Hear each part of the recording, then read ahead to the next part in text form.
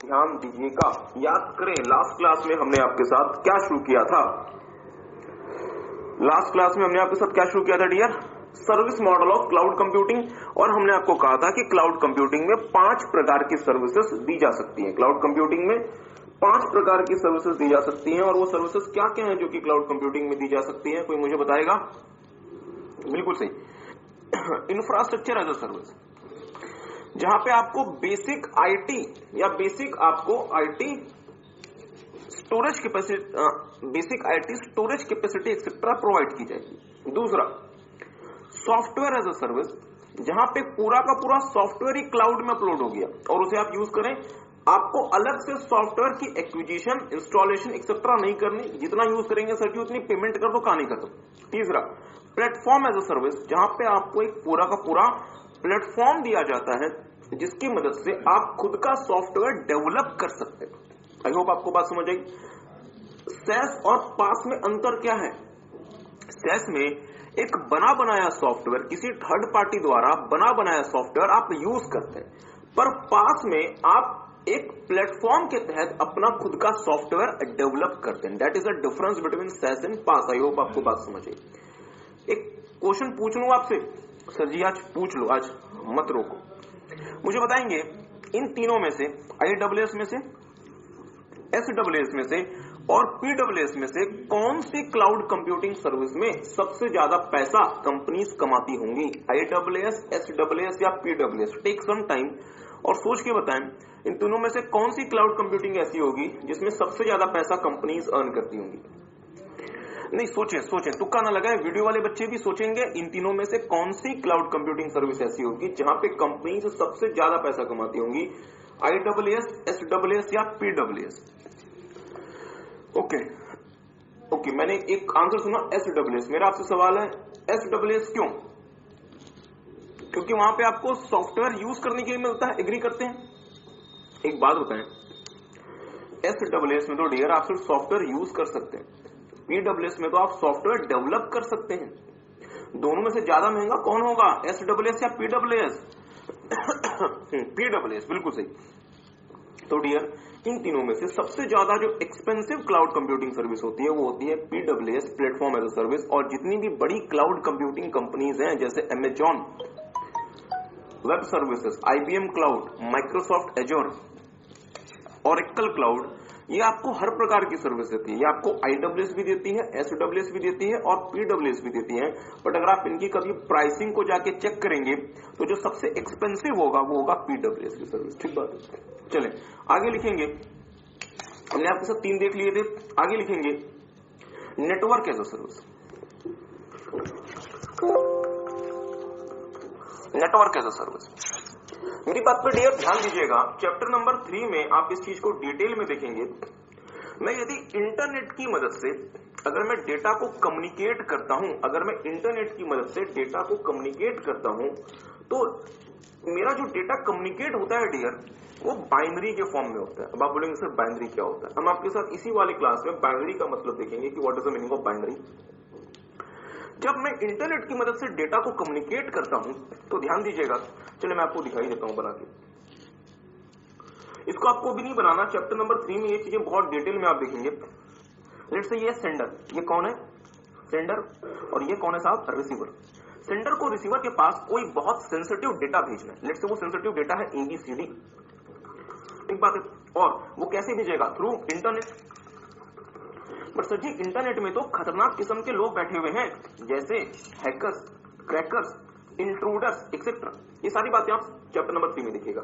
आपका जो data flow कर रहा है, ये लोग क्या कर सकते हैं? आपके डेटा को कॉपी कर सकते हैं, रीड कर सकते हैं और रीड करने के बाद मिसयूज कर सकते हैं। आपके डेटा को कॉपी कर सकते हैं, रीड कर सकते हैं और उसे मिसयूज कर सकते हैं। तो सर ये काम करो ना, एक काम करो ना, इस डेटा को ABCD के फॉर्म में ना भेज के किसी और फॉर्म में भेज दो। मतलब डेटा को ABCD के तरीके से ना भेज के किसी और तरीके से भेज दो। मेरी बात ध्यान दीजिएगा। हो सकता है कि हम डेटा को ABCD की तरह से ना भेज के लेट्स से 1 2 3 4 के फॉर्म में भेज दें। और हमने क्या सोचा हुआ? A का मतलब 1, B का मतलब 2, C का मतलब 3 और D का मतलब 4। तो सर जी क्या फ्लो करेगा इंटरनेट से? 1 2 3 4। हैकर के पास भी क्या पहुंच जाएगा? 1 2 3 4। बट मुझे बताएं, क्या हैकर का 1 2 3 4 का कोई मतलब निकलेगा? इसे वो मिसयूज कर पाएगा? नहीं। और हमारा जो ओरिजिनल डेटा है वो सेफ रहेगा। एग्री करते हैं? तो मेरी बात पर थोड़ा सा ध्यान दीजिएगा। इसको चैप्टर नंबर 3 में हम बहुत डिटेल में आपके साथ देखेंगे। ये जो आपका एबीसीडी है डियर, ये कहलाता है प्लेन टेक्स्ट। जो आपका 1 2 3 4 है, ये कहलाता है साइफर टेक्स्ट। ठीक बात है। और ये जो मैकेनिज्म है, ये कहलाता है इंक्रिप्शन। तो इंक्रिप्शन की मदद से मैं क्या कर सकता हूं? मैं पब्लिक नेटवर्क इंटरनेट में ही सेफ तरीके से अपने डेटा को कम्युनिकेट कर सकता हूं। ठीक बात है। और अगर आप पब्लिक नेटवर्क में ही सेफ तरीके से अपने डेटा को कम्युनिकेट कर सकते हैं, तो इस प्रक्रिया को हम नाम देते हैं वर्चुअल प्राइवेट नेटवर्क या फिर वीपीएन। इसको अगेन हम डिटेल में आपके साथ बहुत ज्यादा डिटेल में चैप्टर नंबर 3 में देखेंगे। अभी बस ये समझ लीजिए कि वीपीएन या फिर वर्चुअल प्राइवेट नेटवर्क जैसी कोई चीज दुनिया में होती है जो कि हमें मदद करती है किस चीज में, कि मैं पब्लिक नेटवर्क या फिर इंटरनेट में ही बहुत सेफ तरीके से अपने डेटा को कम्युनिकेट कर सकता हूं। आई होप आपको बात समझ आ रही है। ओके, तो इसी बात को लिखिएगा, नेटवर्क एज अ सर्विस। जल्दी से लिखेंगे नेटवर्क एज अ सर्विस में जो हमारा क्लाउड सर्विस प्रोवाइडर होता है वो हमें कहता है सर जी कि आप जो नेटवर्क यूज करते हैं उस नेटवर्क को हम सिक्योरिटी प्रोवाइड करेंगे। मतलब हम आपके लिए क्या प्रोवाइड करेंगे? वर्चुअल प्राइवेट नेटवर्क या फिर वीपीएन। एक काम करें, वर्चुअल प्राइवेट नेटवर्क जो आपने लिखा है ना, ब्रैकेट में लिख लें वीपीएन। ठीक बात है। आखिरी प्रकार का जो क्लाउड कंप्यूटिंग सर्विस मॉडल आपको पढ़ना है डियर, वो कहलाता है कम्युनिकेशन एज अ सर्विस। तो एक काम करेंगे, लिखेंगे पहले कम्युनिकेशन एज अ सर्विस, और इसे हम क्या नाम देंगे? CAAS, काश या फिर कैश। ठीक बात है। Okay, communication as a service. तो पहले नोट कर लें, लिखेंगे हाँ, तो सारे बच्चे एक बार इसे लिख लें ध्यान से। क्या कह रहे हैं? स्काइप। हाँ, स्काइप एक सर्विस है जो कि Microsoft communication as a service model allows the entity to select the business communication tools like video conferencing, web conferencing, etc. from the cloud vendor without the need of acquiring and managing the required hardware or software internally. मतलब आपको hardware और software internally नहीं manage करना, नहीं deal करना। Here the cloud vendor is responsible for all the required hardware and software and offers guaranteed quality of service. For example voice over IP, जिसको VoIP भी कहा जाता है, instant messaging, video conferencing applications like Skype. तो sir ये बात तो चलो ठीक है, समझ आ गई, बट इसका मतलब क्या हुआ? तो सबने इसको टेप लिया, मतलब सबने इसको नोट कर लिया। ओके, ध्यान दीजिएगा। अब मेरी बात पर डियर बहुत ज्यादा ध्यान दीजिएगा। क्या कह रहे हैं? ओके, मेरी बात पर ध्यान देते हैं, चलिए बहुत अच्छी बात है। ओके, ध्यान दीजिएगा थोड़ा सा। अब मेरी बात पर थोड़ा सा ध्यान दीजिएगा। लेट्स से मैं कंपनी का सीईओ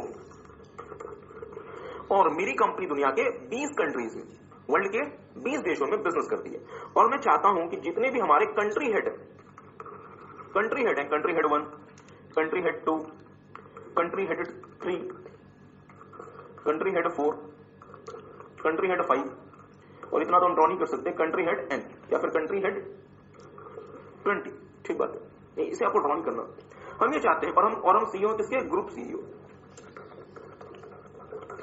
अब मैं चाहता हूं कि भाई हम पूरे के पूरे बिजनेस के, जिस भी देशों में हमारा बिजनेस काम करता है, सबके जो हमारे उस देश के हेड हैं, उनके साथ हम मिलकर कंपनी की स्ट्रेटेजी बनाएं। तो एक ऑप्शन ये है कि सारे के सारे सीईओज को आप अमेरिका बुला लें या अपने देश बुला लें, खर्चा बहुत ज्यादा लग जाएगा। इसका दूसरा ऑप्शन क्या है? दूसरा ऑल्टरनेट क्या है कि आप इनके साथ वीडियो कॉन्फ्रेंसिंग कर लें। आप इनके साथ वीडियो कॉन्फ्रेंसिंग के थ्रू, इंस्टेंट मैसेजिंग के थ्रू क्या कर सकते हैं? कम्युनिकेट कर सकते हैं। बट सर जी, अगर आपको इतने सारे लोगों के साथ वीडियो कॉन्फ्रेंसिंग करनी है तो आपको बहुत हाई पावर्ड हार्डवेयर चाहिए और बहुत हाई क्वालिटी का सॉफ्टवेयर चाहिए, जो कि 20 लोगों के कम्युनिकेशन को इंटीग्रेट करके एक जगह अवेलेबल करा सके। क्या मेरी बात किसी को समझे? तो मैंने कहा चले कोई बात नहीं, हम एक काम करते हैं, ये सारा का सारा हार्डवेयर और सॉफ्टवेयर हम परचेज कर लेते हैं। तो कुछ कंपनीज हैं, इन्होंने कहा नहीं सर जी, आपको ये परचेज नहीं करना, आपके लिए ये हम परचेज करेंगे और आप इसे इस्तेमाल करें और हमें पे पर यूजर्स के बेसिस पे पे कर दें। तो मैं अब ये सोचूंगा कि यार मैं किसी थर्ड पार्टी पे यकीन करूं। अब लेट से इन्होंने कोई इशू खड़ा कर दिया और मेरी वीडियो कॉन्फ्रेंसिंग बेकार हो गई, मेरा तो पूरा का पूरा काम खराब हो जाएगा। उन्होंने मुझे क्या कहा? उन्होंने कहा कि हम आपको गारंटीड क्वालिटी ऑफ सर्विस देते हैं। तो मुझे क्या एडवांटेज हुआ? पहला, मुझे सर्विस की क्वालिटी की गारंटी मिल गई। दूसरा, मुझे कुछ भी इंटरनली परचेज नहीं करना, मैनेज नहीं करना। और तीसरा, मैं जितना इस्तेमाल करूंगा मैं उसके बेसिस पे उनको पेमेंट कर दूंगा। इसका मतलब क्या हुआ कि वो मुझे क्या दे रहे हैं? Communication as a service. I hope आपको बात समझ आ रही है। तो टेक सम टाइम, एक बार जो आपने लिखा है एक बार उसे जल्दी से दोबारा से देख लें, हम आगे प्रोसीड करेंगे। जल्दी से एक बार देख लें और यहाँ पे दो तीन वर्ड जो इंपॉर्टेंट है, इसमें एक इंपॉर्टेंट वर्ड ये है डियर, एक तो गारंटीड क्वालिटी ऑफ सर्विस, और दूसरा आपको थोड़ा सा याद रखना चाहिए वॉइस ओवर आईपी। इसका मीनिंग आपको ऐसा नहीं जानना, सिर्फ एक वर्ड याद रख लें, वॉइस ओवर आईपी। ठीक है, नाउ तो हर किसी ने इसे देख लिया। Now we are moving for. We have seen network as a service. Here, the cloud service provider provides the service of secured network connectivity to the cloud service user like Virtual Private Network (VPN). Next one is communication as a service. It allows the entity to select the business communication tools like video conferencing, web conferencing, etc.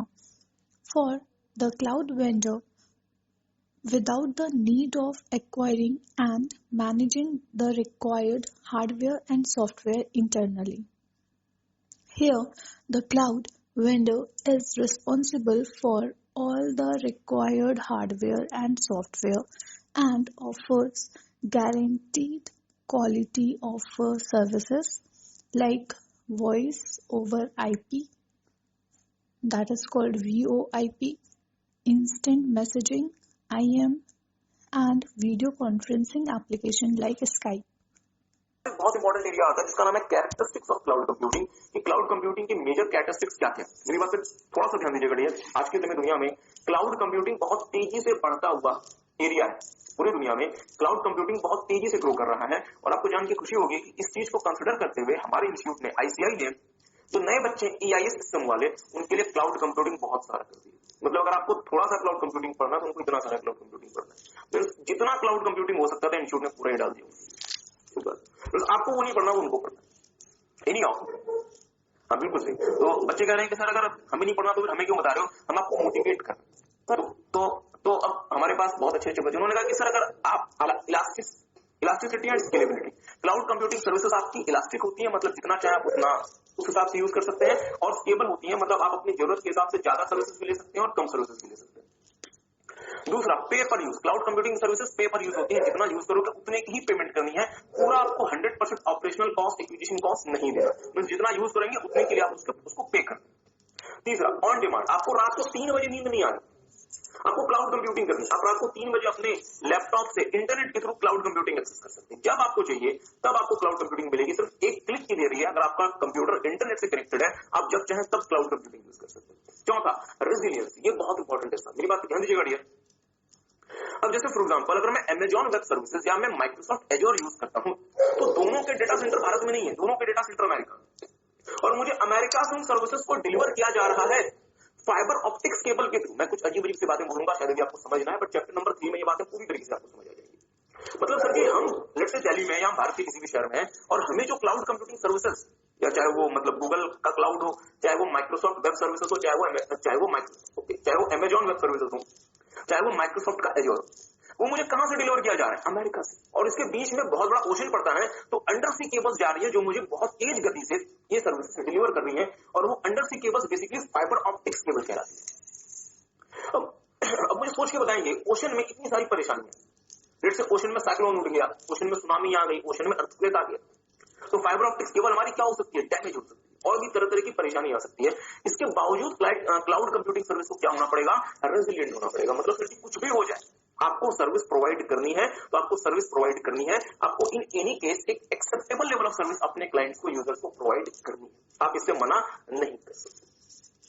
Cloud computing vendor का data centre, जैसे उसमें आग लग गई due to any reason, तो क्या वो cloud computing service देने से मना कर दे? नहीं, वो क्या करेगा, अगर आग लग भी गई तो वो किसी भी तरीके से अरेंज करके हमें क्लाउड कंप्यूटिंग की सर्विसेज कॉन्टिन्यूस बेसिस पे प्रोवाइड करेगा, अनइंटरप्टेड बेसिस पे प्रोवाइड करेगा। मतलब मेरा वेंडर कैसा है, रेजिलिएंट।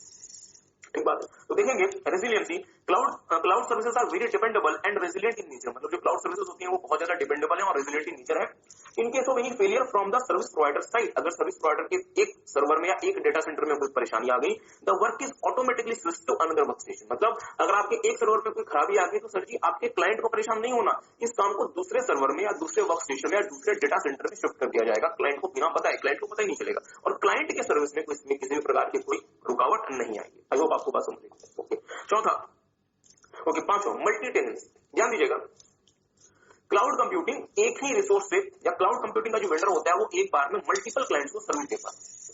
क्लाउड कंप्यूटिंग वेंडर एक बार में मल्टीपल क्लाइंट्स को at the same time concurrent basis पे सर्विस दे पाता है। और मुझे बताएंगे, अगर क्लाउड कंप्यूटिंग का वेंडर एक बार में बहुत सारे यूजर्स को सर्विस दे पाता है तो उसमें कौन सा क्लाउड कंप्यूटिंग का आर्किटेक्चर यूज होता है, मतलब कौन सा कंपोनेंट यूज होता है। अगर बच्चे ने रिवाइज किया तो मुझे बताएंगे और वीडियो वाले बच्चे भी जरूर से बताएंगे। चलिए फिर से मैं बोलता हूँ धीरे धीरे। अगर मेरा क्लाउड कंप्यूटिंग सर्विस प्रोवाइडर एक बार में बहुत सारे क्लाइंट्स को साइमल्टेनियसली कंकरेंटली यदि सर्विस दे पा रहा है तो यहाँ पे कौन सा कंपोनेंट यूज हो रहा है जो हम दोनों के बीच में प्रॉपर तरीके से कम्युनिकेशन कराते हैं। नहीं नहीं नहीं, मिडिलवेयर। बहुत अच्छा, आपका नाम गोपाल। बहुत अच्छा आंसर उन्होंने दिया सर, मिडिलवेयर। मिडिलवेयर क्या करता है? मिडिलवेयर क्या करता है? हम दोनों के बीच में कम्युनिकेशन स्टैब्लिश करता है। ठीक बात है। वर्कलोड मूवमेंट, मेरी बात ध्यान दीजिएगा। अगर लेट्स से क्लाउड कंप्यूटिंग वेंडर के किसी एक सर्वर पे वर्कलोड बढ़ गया तो वो वाला सर्वर क्या करेगा? इस वर्कलोड का ऑटोमेटिकली जिस सर्वर पे यूटिलाइजेशन कम है वहां पे उसे शिफ्ट कर देगा, यूजर को परेशानी नहीं होगी। Means cloud computing service provider का जो सर्वर है वो ऑटोमेटिकली क्या करेगा? वर्कलोड को एक जगह से दूसरी जगह मूव करता जाएगा। ठीक बात है। सो टेक सम टाइम, एक बार इसे ध्यान से पढ़ेंगे। Take some time. क्या हुआ? डाउट है कोई? Okay.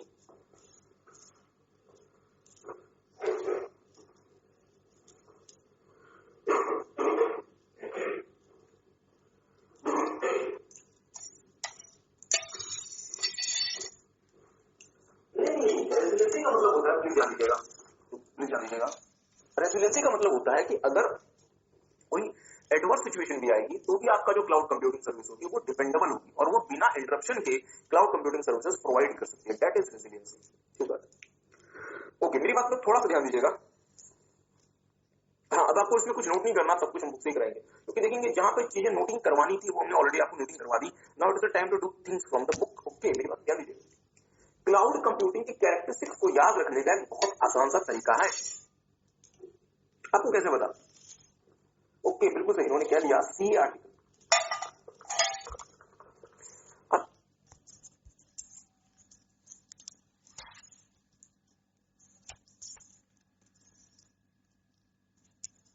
Memory technique for characteristics of cloud computing. CA के बच्चे हवा में, बादलों में रहते हैं, उड़ी में रहते हैं, इसलिए क्लाउड कंप्यूटिंग की जो कैरेक्टरिस्टिक्स है वो सीए आर्टिकल की कैरेक्टरिस्टिक्स से मिलती जुलती है। Here, the memory technique is a CA article की characteristics. That is characteristics of the CA article. आपके फ्रेंड ने बताया? ओके, अच्छी बात है, उन्होंने क्लास ली थी हमसे। एनीहाउ, ओके, तो क्लाउड कंप्यूटिंग के मतलब कैरेक्टरिस्टिक्स को याद रखने का एक बहुत आसान सा तरीका है सीए आर्टिकल। और जो बच्चे आर्टिकल शिफ्ट कर रहे हैं वो देख सकते हैं। सर जी कैसे देख सकते हैं? आप इलास्टिक होते हैं, आप स्केलेबल होते हैं। आपके सीए सर को आपको सुबह 8 बजे बुलाना होता है, वो आपको 8 बजे बुलाते हैं। रात को 8 बजे तक रोकना होता है, वो आपको रात को 8 बजे तक रोकते हैं। एग्री करते हैं? पेपर यूज, जितना काम करवाते हैं उतनी पेमेंट करते हैं, कभी भी आपको ज्यादा पेमेंट नहीं करते।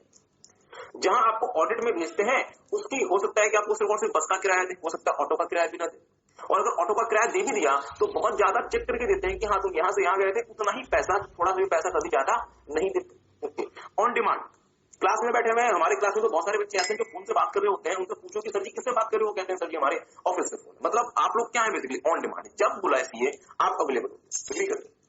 रेजिलियंस, रेजिलियंसी सीए अगर आपकी कभी बेइज्जती भी करते हैं, आपको दो चार बातें सुना भी दे, आपको फर्क नहीं पड़ता, आप अनइंटरप्टेड बेसिस पे अपना काम परफॉर्म करते रहते हैं। एग्री करते हैं? ओके।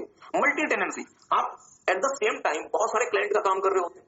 और फाइनली वर्कलोड मूवमेंट, अगर आपका काम बहुत ज्यादा बढ़ गया तो आप अपने काम को उस आर्टिकल के पास शिफ्ट कर दिया करते हैं जो कि नया नया आया होता है, और अगर आप थोड़े से सीनियर हो गए तो आप उसके ऊपर हुक्म चलाना शुरू कर देते हैं और आप अपना काम उस वाले आर्टिकल को शिफ्ट कर दिया करते हैं, मूव कर दिया करते हैं। एग्री करेंगे? ओके, चले, तो क्या किसी को याद रहेगा क्लाउड कंप्यूटिंग का मतलब कैरेक्टरिस्टिक्स को कैसे याद रखना है? सी आर्टिकल, हाँ एक बार हम फिर से हम आपके साथ देखते हैं। सी आर्टिकल, आप सारे बच्चे आर्टिकल, हो सकता है कि आप में से कुछ की आर्टिकलशिप फिनिश भी हो गई होगी और हो सकता है कि आप में से कुछ की आर्टिकल शुरू नहीं हुई होगी, बट इन एनी केस आपका सीए सर के ऑफिस से थोड़ा सा लिंक आपका है। सी आर्टिकल में क्या खास बात होती है? वो बेचारा ऑन डिमांड होता है, स्केलेबल होता है, इलास्टिक होता है, पेपर यूज होता है, रेजिलियंट होता है, मल्टी टेनेंसी देखता है और फाइनली वर्कलोड मूवमेंट करना जानता है।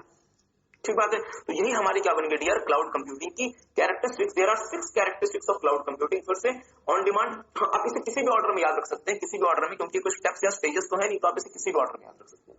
सी आर्टिकल ऑन डिमांड होता है, इलास्टिक होता है, स्केलेबल होता है, पेपर यूज होता है, रेजिलिएंट होता है। ठीक बात है। मल्टी टेनेंसी होती है उसमें, और फाइनली वर्कलोड मूवमेंट उसको पता होता है। ठीक, आगे देखेंगे advantages of cloud computing. Cloud computing के क्या क्या एडवांटेजेस हैं, ध्यान दीजिएगा। If used properly and to the extent necessary, cloud computing can vastly benefit all types of businesses. अगर आपने सही प्रकार से, अगर आपने रैशनल तरीके से क्लाउड कंप्यूटिंग इस्तेमाल किया, तो क्लाउड कंप्यूटिंग का बहुत सारे बिजनेसेस को बहुत सारे एडवांटेजेस होते हैं। Some of the advantages of this technology are as follows. इसके कुछ एडवांटेजेस इस प्रकार। पहला, कॉस्ट एफिशिएंट होते हैं। मुझे बताएं, अगर मुझे कंप्यूटिंग करनी है और यदि मैं खुद का डेटाबेस बनाऊं तो मेरे लिए खर्चा बहुत ज्यादा बढ़ जाएगा। इसका ऑल्टरनेट क्या है, मैं पे पर यूजर्स पे पब्लिक क्लाउड ले लूं, तो मेरे लिए बड़ा कॉस्ट एफिशिएंट होगा। दूसरा, अनलिमिटेड स्टोरेज। मैं पब्लिक क्लाउड में अनलिमिटेड स्टोरेज यूज कर सकता हूं। बस मुझे क्या करना है, मैं जितना स्टोरेज इस्तेमाल कर रहा हूं, मुझे उसके लिए उतनी पेमेंट करनी है। अदरवाइज मुझे कभी भी माइक्रोसॉफ्ट या मुझे अमेजॉन मना नहीं करने वाली कि सर जी हमारे सर्वर की क्षमता खत्म हो गई, क्या कर रहे हो। वो कहेगी जितना स्टोर करना है करो, बस हमें पेमेंट करते रहो, हम हर समय आपके लिए स्टोरेज करने के लिए वी आर रेडी। ध्यान दीजिएगा, storing information in the cloud gives us almost unlimited storage capacity. In case of public cloud, companies can buy additional storage space. और अगर आप पब्लिक क्लाउड यूज करते हैं, अगर आप पब्लिक क्लाउड यूज कर रहे हैं, तो आप आराम से एडिशनल स्टोरेज स्पेस परचेज कर सकते हैं, और जितना भी आपके पास डेटा है, इन्फॉर्मेशन, सबको आप क्लाउड में स्टोर कर सकते हैं। तीसरा, backup and recovery. Cloud computing में डियर, आप जो डेटा स्टोर करते हैं उसका बैकअप लेना या उसको रिकवर करना या उसका बैकअप लेना फिजिकल मीडियम के मुकाबले बड़ा आसान होता है, और वो ऑटोमेटिकली भी क्या हो जाता है, बैकअप हो जाता है, रिकवर हो जाता है। ध्यान दीजिएगा, all the data stored in the cloud, backing up it and restoring the same is easier compared to the physical device. अब मेरी बात को ध्यान दीजिए, एक ऑप्शन क्या है कि मैं फिजिकल डिवाइसेस में अपने पास अपना डेटा स्टोर करता हूं, तो मुझे मैनुअली सबका बैकअप लेके उसे रिस्टोर करना पड़ेगा। यदि मैंने क्या किया हुआ है, यदि मैंने क्लाउड कंप्यूटिंग यूज की है, तो मैं ऑटोमेटिक तरीके से उसका बैकअप ले सकता हूं, मैं बहुत आसानी से उसका बैकअप ले सकता हूं, और मैं बहुत इजी वे में उसे रीस्टोर कर सकता हूं। तो ये मेरे लिए काम बहुत आसान हो जाएगा। चौथा देखेंगे, ऑटोमेटिक सॉफ्टवेयर इंटीग्रेशन। अब मेरी बात पर थोड़ा सा ध्यान दीजिएगा। लेट्स से मैं तो software as a service use करता हूं, या अगर मैं platform as a service use करता हूं, तो उसके लिए जो भी सॉफ्टवेयर की रिक्वायरमेंट है उसको प्रोवाइड करने की जिम्मेदारी किसकी है, मेरी या क्लाउड वेंडर की। क्लाउड वेंडर की। तो क्लाउड वेंडर खुद से वो सारे के सारे सॉफ्टवेयर मुझे प्रोवाइड करेगा, मुझे उसके लिए परेशान या मुझे उसके लिए कुछ भी नहीं करना। वो सारा का सारा काम सॉफ्टवेयर को इंटीग्रेट करने का किसका है, क्लाउड वेंडर का काम है। तो देखेंगे, in the cloud software integration occurs automatically and users are not required to acquire and install expensive software in their system. ठीक बात है। Access to information from any time anywhere. आप इन्फॉर्मेशन को किसी भी समय किसी भी जगह से कभी भी एक्सेस कर सकते हैं, 24/7 ऑनलाइन आप इसे एक्सेस कर सकते हैं। Quick deployment. अब मेरी बात ध्यान दीजिएगा, डिप्लॉयमेंट का मतलब होता है इस्तेमाल करने लायक बनाना या फिर इस्तेमाल करना। अगर मुझे let's say public cloud use करना है, तो मैं 10 मिनट के अंदर अमेजॉन वेब सर्विसेज को इस्तेमाल करना शुरू कर सकता हूं। बस मेरे पास मेरा क्रेडिट कार्ड रेडी होना चाहिए। एग्री करते हैं। बट यदि मुझे प्राइवेट क्लाउड यूज करना है डियर, तो उसको बनाने में समय लगता है, उसको बनाने में 3-4-5 महीने लग सकते हैं, क्योंकि मुझे ही सब कुछ बनवाना है। पब्लिक क्लाउड को इस्तेमाल आप इंस्टेंटली उसका इस्तेमाल शुरू कर सकते हैं, विद इन 10 मिनट्स। आपको कुछ नहीं करना, आपको सिर्फ और सिर्फ अमेजॉन वेब सर्विसेज की साइट पे जाना है, अपना अकाउंट क्रिएट करना है, जो भी नेसेसरी सर्विसेज आपको चाहिए उस पर क्लिक करना है, पेमेंट कर देना है, वो सर्विसेज आपको मिल गई और आप अपने बिजनेस के लिए अकॉर्डिंगली उसे इस्तेमाल कर सकते हैं। मतलब आप इंस्टेंटली अपनी क्लाउड सर्विसेज को डिप्लॉय कर सकते हैं। एग्री करते हैं। देखेंगे, for a user, okay, from a user perspective, cloud computing services are easy to acquire and development in businesses and deployment in businesses also takes very less time. मतलब आप बहुत आसानी से क्लाउड कंप्यूटिंग सर्विसेज एक्वायर कर सकते हैं और बहुत इजी तरीके से आप उसे अपने बिजनेस में डिप्लॉय कर सकते हैं, इस्तेमाल कर सकते हैं, यूज कर सकते हैं। सो टेक सम टाइम, एक बार इसे देखेंगे।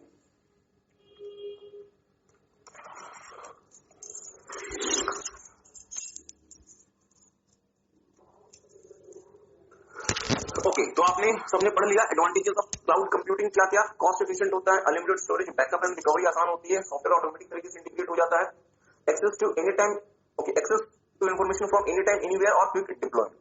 ठीक बात है। और मुझे क्या आप characteristics of cloud computing revise करा सकते हैं।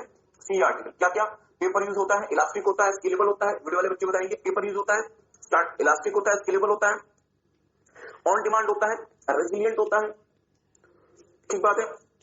वर्कलोड मूवमेंट जानता है और मल्टी टेनेंसी होती है। ठीक बात है। सो क्योंकि कैरेक्टरिस्टिक्स बहुत इंपॉर्टेंट है, इसलिए हमने आपको कैरेक्टरिस्टिक्स के लिए एक कीवर्ड दे दिया, और वो कीवर्ड क्या है, सी आर्टिकल। तो कृपया सी आर्टिकल कीवर्ड को याद रखिए। और एडवांटेजेस के लिए डियर हम आपको अलग से कोई कीवर्ड नहीं दे रहे, अदरवाइज जितना ज्यादा आपके पास कीवर्ड होगा उतना ज्यादा आपके लिए कंफ्यूजन बढ़ सकती है। इसलिए एडवांटेजेस ऐसा कोई इशू नहीं है, आप इसे 2-3 बार पढ़ेंगे, ये आपको याद रहेगा। आगे देखिएगा, जो हमारा क्लाउड कंप्यूटिंग का शायद आखिरी टॉपिक है, शायद क्या आखिरी टॉपिक है हमारा, डिसएडवांटेजेस ऑफ क्लाउड कंप्यूटिंग। मेरी बात पर ध्यान दीजिएगा डियर, ऐसा तो क्लाउड कंप्यूटिंग की कोई डिसएडवांटेज नहीं है। जो डिसएडवांटेज किसी नॉर्मल टेक्नोलॉजी की होती है, वही डिसएडवांटेजेस क्लाउड कंप्यूटिंग की भी है। अलग से क्लाउड कंप्यूटिंग में कोई डिसएडवांटेज नहीं है। जो भी डिसएडवांटेज किसी नॉर्मल टेक्नोलॉजी में इन्वॉल्व होती है, the same disadvantages are also with the cloud computing. जैसे सर जी टेक्निकल इशू, अब क्योंकि क्लाउड कंप्यूटिंग है तो मशीनें, और मशीन में कभी कभी टेक्निकल इश्यूज आ सकते हैं। बहुत बार तो व्हाट्सएप हमारे देश में डाउन हो जाता है, फेसबुक डाउन हो जाता है, अभी कुछ समय पहले यूट्यूब डाउन हो गया था। आपको जान के हैरानी होगी, दिवाली के दिन, शायद दिवाली के मतलब शायद दीपावली के 1 या 2 दिन पहले की बात है, व्हाट्सएप डाउन हो गया। तो लोगों ने कहा कि एयरटेल और वोडाफोन ने जानबूझ के व्हाट्सएप को डाउन करवा दिया ताकि लोगों को मजबूरी में एसएमएस भेजना पड़ेगा। बट व्हाट्सएप ने कहा सर जी हमें किसी ने डाउन नहीं करवाया था, मतलब हम एयरटेल और वोडाफोन की वजह से डाउन नहीं हुए थे, हमारे सर्वर्स में थोड़ा सा इशू आ गया था जिसकी वजह से हमारी सर्विसेज बैठ गई। ठीक बात है। तो सर ये टेक्निकल इश्यूज आ सकते हैं। दूसरा, सिक्योरिटी इन क्लाउड, और सिक्योरिटी इन क्लाउड जो है वो ज्यादा प्रोमिनेंट कहां होता है, कौन से क्लाउड में, ऐसे ना करें, ऐसे ना करें, आपस में बात ना करें। सिक्योरिटी इन क्लाउड ज्यादा बड़ा कंसर्न कौन से क्लाउड में होता है, सारे बच्चे बताएंगे, बिल्कुल पब्लिक क्लाउड में। अगर मैं प्राइवेट क्लाउड यूज करता हूं डियर, तो टेक्निकल इश्यूज उसमें भी आ सकते हैं, बट सिक्योरिटी बहुत ज्यादा उसका इंपैक्ट नहीं होती, क्योंकि वो मैं अपने ही पर्पज के लिए यूज करता हूं। ठीक बात है। तो security of sensitive data in cloud is always issue. और तीसरा, प्रोन टू अटैक्स। अगर आप क्लाउड में डेटा स्टोर करते हैं, मींस अपने से अगर आप दूर डेटा स्टोर करते हैं, तो आज के समय जो हैकर्स हैं उनके पास बहुत अच्छे अच्छे टूल्स हैं जिसकी मदद से वो आपका डेटा हैक कर सकते हैं, आपके डेटा में किसी भी प्रकार की छेड़छाड़ आसानी से कर सकते हैं, और इसका मतलब क्या हुआ कि वो आपके डेटा को अटैक कर सकते हैं। तो ये एक इशू चलता आ रहा है जो कि क्लाउड में पहले भी था और अब भी है। तो देखिएगा, storing data in the cloud could make the company vulnerable to external attacks. अगर आपने अपना सारा का सारा डेटा क्लाउड में स्टोर किया हुआ है और यदि उस क्लाउड के सर्वर को हैकर ने अटैक कर दिया तो वो आपका डेटा चोरी कर सकते हैं, उसे कॉपी कर सकते हैं। जैसे मैं आपको एक प्रैक्टिकल केस बताऊं, अभी कुछ दिन पहले, शायद 6 या 8 महीने पहले की बात है, याहू कंपनी ने ये खुलासा किया कि याहू कंपनी यूजर का डेटा हैकर से चोरी। एडवांटेजेस ऑफ क्लाउड कंप्यूटिंग क्या है कि सर इसमें टेक्निकल इश्यूज आ सकता है, ये हमारी डेटा की सिक्योरिटी का सवाल है, सिक्योरिटी इन द क्लाउड, और फाइनली प्रोन टू अटैक्स, मतलब हमारा जो क्लाउड का जो डेटा है वो हो सकता है कि अटैकर्स द्वारा अटैक किया जा सके। तो ये भी हमारे लिए बड़ा कंसर्न। आई होप आपको बात समझ आई। आगे प्रोसीड करेंगे, जिसका नाम है मोबाइल कंप्यूटिंग या फिर मोबाइल कंप्यूटिंग।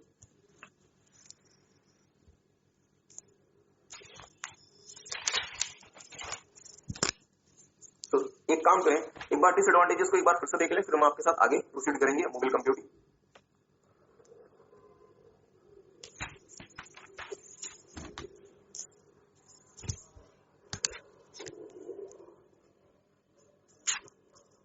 याद करें, हमने आपको कहा था सर जी एक होती है ट्रेडिशनल कंप्यूटिंग, एक होती है क्लाउड कंप्यूटिंग, और एक होती है मोबाइल कंप्यूटिंग। ट्रेडिशनल कंप्यूटिंग वो कंप्यूटिंग होती है जहां पे आप ट्रेडिशनल कंप्यूटर्स की मदद से, बड़े बड़े कंप्यूटर्स की मदद से, डेस्कटॉप की मदद से अपने पास बैठ के कंप्यूटिंग करते हैं, मतलब पूरी की पूरी कंप्यूटिंग आपके पास हो रही है, कहीं दूसरी जगह क्लाउड में नहीं हो रही। वो क्या कहलाएगी, ट्रेडिशनल कंप्यूटिंग। वीडियो वाले बच्चे ध्यान देंगे। क्लाउड कंप्यूटिंग क्या होती है वीडियो वाले बच्चे, जहां पे कंप्यूटिंग तो होगी बट वो आपके पास न होगी, कहीं दूर होगी। पर सर जी आज के समय यदि आप भारत देश में देखोगे तो आज के समय जो बच्चे हैं हमारे, मतलब भारत देश के जो आप जैसे जो नौजवान हैं, वो तो सारा का सारा कुछ अपने फोन पे कर रहे होते हैं, मतलब हैंड हेल्ड डिवाइसेस, ऐसे डिवाइसेस जो कि आप हाथ में लेके इधर उधर जा सकते हैं। मींस आज के समय आप जो भी कंप्यूटिंग करते हैं, आज के समय आप जो भी सर्विस एक्सेस करते हैं, जो भी कैलकुलेशन करते हैं, इवन आप तो आज के समय अपने फोन से पीडीएफ रीड कर सकते हैं, ऑफिस के डॉक्यूमेंट्स को एडिट कर सकते हैं। Means whatever you are doing nowadays you are doing in the hand held devices, through the hand held devices. तो इसका मतलब क्या हुआ कि अब जो कंप्यूटिंग है वो किसी एक लिमिटेड या एक फिक्स प्लेस पे नहीं करनी है हमें, और हम कंप्यूटिंग को ऑन द गो कर सकते हैं। मींस अब हम जब हम मूवेबल हैं, जब हम मूवेबल हैं तो भी हम कंप्यूटिंग कर सकते हैं। मींस ऐसी कंप्यूटिंग जो ऑन द गो हो सकती है, जब हम मूव कर रहे हैं एक जगह से दूसरी जगह, ऐसी कंप्यूटिंग को हम क्या नाम देंगे, मोबाइल कंप्यूटिंग। बहुत ध्यान से मेरी बात सुनिए, ऐसी कंप्यूटिंग जो ऑन द गो हो सकती है, मींस ऐसी कंप्यूटिंग जिसको करने के लिए मैं बाउंड नहीं हूं कि मुझे एक फिक्स प्लेस पे बैठ के ही वो कंप्यूटिंग करनी है, ऐसी कंप्यूटिंग को हम क्या नाम देंगे, मोबाइल कंप्यूटिंग। पर सर इसके लिए बहुत इंपॉर्टेंट है 3 बातें। वो 3 बातें क्या, हमारे पास जो हार्डवेयर होना चाहिए वो हार्डवेयर बल्कि होना चाहिए या फिर पोर्टेबल होना चाहिए, सारे बच्चे बताएंगे। हमारे पास हार्डवेयर कैसा होना चाहिए, बल्कि या पोर्टेबल। तो मींस हमारा हार्डवेयर भी कैसा होना चाहिए, मोबाइल नेचर का, जिसको आसानी से एक जगह से दूसरी जगह कैरी किया जा सकता है। पता चला इतना बल्कि हार्डवेयर है तो उसको क्या लेके क्या सड़क पे घूम सकते हो, नहीं, तो फिर आपको किसी जगह बैठ के कंप्यूटिंग करनी पड़ेगी। तो तो अगर आप कंप्यूटिंग को ऑन द गो करना चाहते हैं डियर, तो आपका हार्डवेयर कैसा होना चाहिए? पोर्टेबल नेचर का, मीन्स मोबाइल नेचर का। ठीक बात है। उस हार्डवेयर को चलाने के लिए आपको सॉफ्टवेयर चाहिए। तो क्या आप ट्रेडिशनल सॉफ्टवेयर से काम चला सकते हो, या आपको खास प्रकार के सॉफ्टवेयर डिजाइन करने पड़ेंगे जो कि उस पोर्टेबल हार्डवेयर को सपोर्ट करें? आपने कहा कि सर जी हमें पोर्टेबल हार्डवेयर चाहिए। हमने कहा ठीक बात। तो क्या पोर्टेबल हार्डवेयर में मैं ट्रेडिशनल सॉफ्टवेयर यूज कर लूं, या मुझे खास प्रकार के सॉफ्टवेयर को डिजाइन करना पड़ेगा जो उस पोर्टेबल हार्डवेयर में सही प्रकार से काम करे? आपको क्या लगता है? खास प्रकार के सॉफ्टवेयर को डिजाइन करना पड़ेगा जो कि पोर्टेबल हार्डवेयर में सही प्रकार से काम करे। एग्री करते हैं? मुझे बताएं, आपके कंप्यूटर का जो ऑपरेटिंग सिस्टम है विंडोज, क्या उसको आप अपने फोन में इंस्टॉल कर सकते हैं? नहीं। तो इसलिए गूगल कंपनी ने क्या किया, एक बहुत खास प्रकार का ऑपरेटिंग सिस्टम बनाया जिसका नाम क्या था? एंड्रॉइड। आई होप आपको बात समझ आ रही है। ठीक बात। अब मेरी बात पे ध्यान दीजिएगा, मेरा जो हार्डवेयर है वो भी मोबाइल है और उसमें जो सॉफ्टवेयर इस्तेमाल हो रहा है वो भी इसे सपोर्ट कर। लेट्स से अगर हमें इंटरनेट से कम्युनिकेट करना है तो इंटरनेट से हम सभी कम्युनिकेट कर सकते हैं जब आप एक जगह पे बैठे हो, क्योंकि इंटरनेट कनेक्टिविटी एक जगह पे ही आती है। इंटरनेट कनेक्टिविटी ऑन द गो नहीं। तो मुझे बताएंगे, यदि मेरी इंटरनेट कनेक्टिविटी एक फिक्स प्लेस में ही सिचुएटेड है, एक फिक्स प्लेस में ही बाउंड है, तो क्या मैं अपनी कंप्यूटिंग को 100% कर पाऊंगा ऑन द गो? नहीं। तो इसलिए मुझे कम्युनिकेशन भी कैसा चाहिए डियर, जो कि ऑन द गो, जो कि वायरलेस नेचर का हो, मतलब मुझे मोबाइल कम्युनिकेशन चाहिए। आई होप आपको बात समझ आ रही है। तो मोबाइल कम्युनिकेशन में डियर हमें 3 चीजों की रिक्वायरमेंट होती है। क्या क्या? मोबाइल हार्डवेयर, मोबाइल सॉफ्टवेयर और मोबाइल कम्युनिकेशन। तो I hope you guys are getting. ध्यान दीजिएगा, mobile computing is the use of portable computing devices. Portable computing devices मतलब मोबाइल डिवाइसेस जिसको आप आसानी से एक जगह से दूसरी जगह कैरी कर सकते हैं। हैविंग मोबाइल सॉफ्टवेयर इंस्टॉल्ड, उसमें ऐसे सॉफ्टवेयर इंस्टॉल होंगे जो कि उस मोबाइल डिवाइस को सपोर्ट करते हैं टू परफॉर्म कंप्यूटिंग टास्क। मतलब अगर आपको कंप्यूटिंग करनी है तो मोबाइल कंप्यूटिंग क्या कहता है कि सर जी मोबाइल हार्डवेयर लाओ, उसमें मोबाइल सॉफ्टवेयर लगा दो कंप्यूटिंग के लिए, और साथ में आपके पास क्या होना चाहिए? Mobile communication. It involves mobile communication, mobile hardware and mobile software. तो मोबाइल कम्युनिकेशन क्या होता है देख लीजिए। It provides reliable connectivity to the mobile hardware so that this mobile hardware can be connected to the internet. It will include all aspects of wireless communication. बहुत ध्यान से मेरी बात को देखिएगा, नोट कुछ नहीं करना, सिर्फ यहाँ पे देखना है। मोबाइल कम्युनिकेशन के लिए जरूरी है कि आपका जो कम्युनिकेशन होगा वो वायर्ड होना चाहिए या फिर वायरलेस होना चाहिए। तो वायर्ड या वायरलेस क्या होता है? ठीक बात है। तो एक कम्युनिकेशन जो कि किसी तार के थ्रू, आपने ऑफिस में एथरनेट केबल देखा हुआ है? एथरनेट केबल ऑफिस में आपने राउटर से एक तार निकाल के अपने ऑफिस के कंप्यूटर में लगाया हुआ है जिससे इंटरनेट चलता था, और यदि वो तार ढीला लग गया, यदि वो तार निकल गया, क्या इंटरनेट एक्सेस कर पाएंगे? नहीं। इसका मतलब क्या हुआ कि वो वहां पे जो कम्युनिकेशन हो रही है डियर वो कैसी है? वायर्ड नेचर, जिसमें कोई केबल लग रही है। बट आज के समय तो हम अपने लैपटॉप को वाईफाई से कनेक्ट करके कहीं से भी जाके कंप्यूटिंग कर सकते हैं। आज के समय हम क्या यूज कर रहे हैं? Mobile communication. क्या मेरी बात किसी को समझ रहे? हाँ बिल्कुल सही, डोंगल। अगर आप इंटरनेट डोंगल यूज करते हैं तो इंटरनेट डोंगल क्या है बेसिकली, कि आप कहीं से भी कंप्यूटिंग कर सकते हैं। आई होप आपको बात समझिए। तो मेरी बात ध्यान दीजिएगा, अगर एग्जाम में क्वेश्चन आता है कि जो मोबाइल कम्युनिकेशन है वो वायर्ड कम्युनिकेशन है या फिर वो वायरलेस कम्युनिकेशन है, तो आपका आंसर क्या होगा कि सर जी ये वायरलेस कम्युनिकेशन। दूसरा, mobile hardware basically refers to the computer hardware which are portable, light weight and easy to carry. That is mobile. मतलब मोबाइल हार्डवेयर का मतलब सर जी ऐसे हार्डवेयर जो कि पोर्टेबल है, मतलब जो कि छोटी जगह पे आ सकते हैं, लाइट वेट जिसका वजन हल्का है और जिसको कैरी करना बहुत आसान। These devices are configured in full duplex mode whereby they are capable of sending and receiving signals at the same time. अब एक टेक्निकल वर्ड इस्तेमाल हुआ है, फुल डुप्लेक्स मोड। मेरी बात पे थोड़ा सा ध्यान दीजिएगा, इसको हम आपके साथ डिटेल में देखेंगे। 3 प्रकार के ट्रांसमिशन मोड होते हैं, 3 प्रकार के। एक होता है सिंप्लेक्स, एक होता है हाफ डुप्लेक्स, एक होता है फुल डुप्लेक्स। चैप्टर नंबर 3 में डिटेल में देखेंगे, नहीं फिर भी सुन लें। सिंप्लेक्स वो मोड होता है जहां पे सेंडर डेटा भेज सकता है और रिसीवर डेटा रिसीव कर सकता है। रिसीवर सेंडर को डेटा भेज नहीं सकता। अजीब सी बात नहीं है। आप लोगों ने एफएम रेडियो सुना है कभी? क्लास में बैठ के एफएम रेडियो सुना करें, क्योंकि आदमी भी सुना था क्लास में आने से, क्योंकि क्लास में जब आते हैं तो एफएम सुनते हुए आते हैं और जब जाते हैं तो भी सुनते हैं।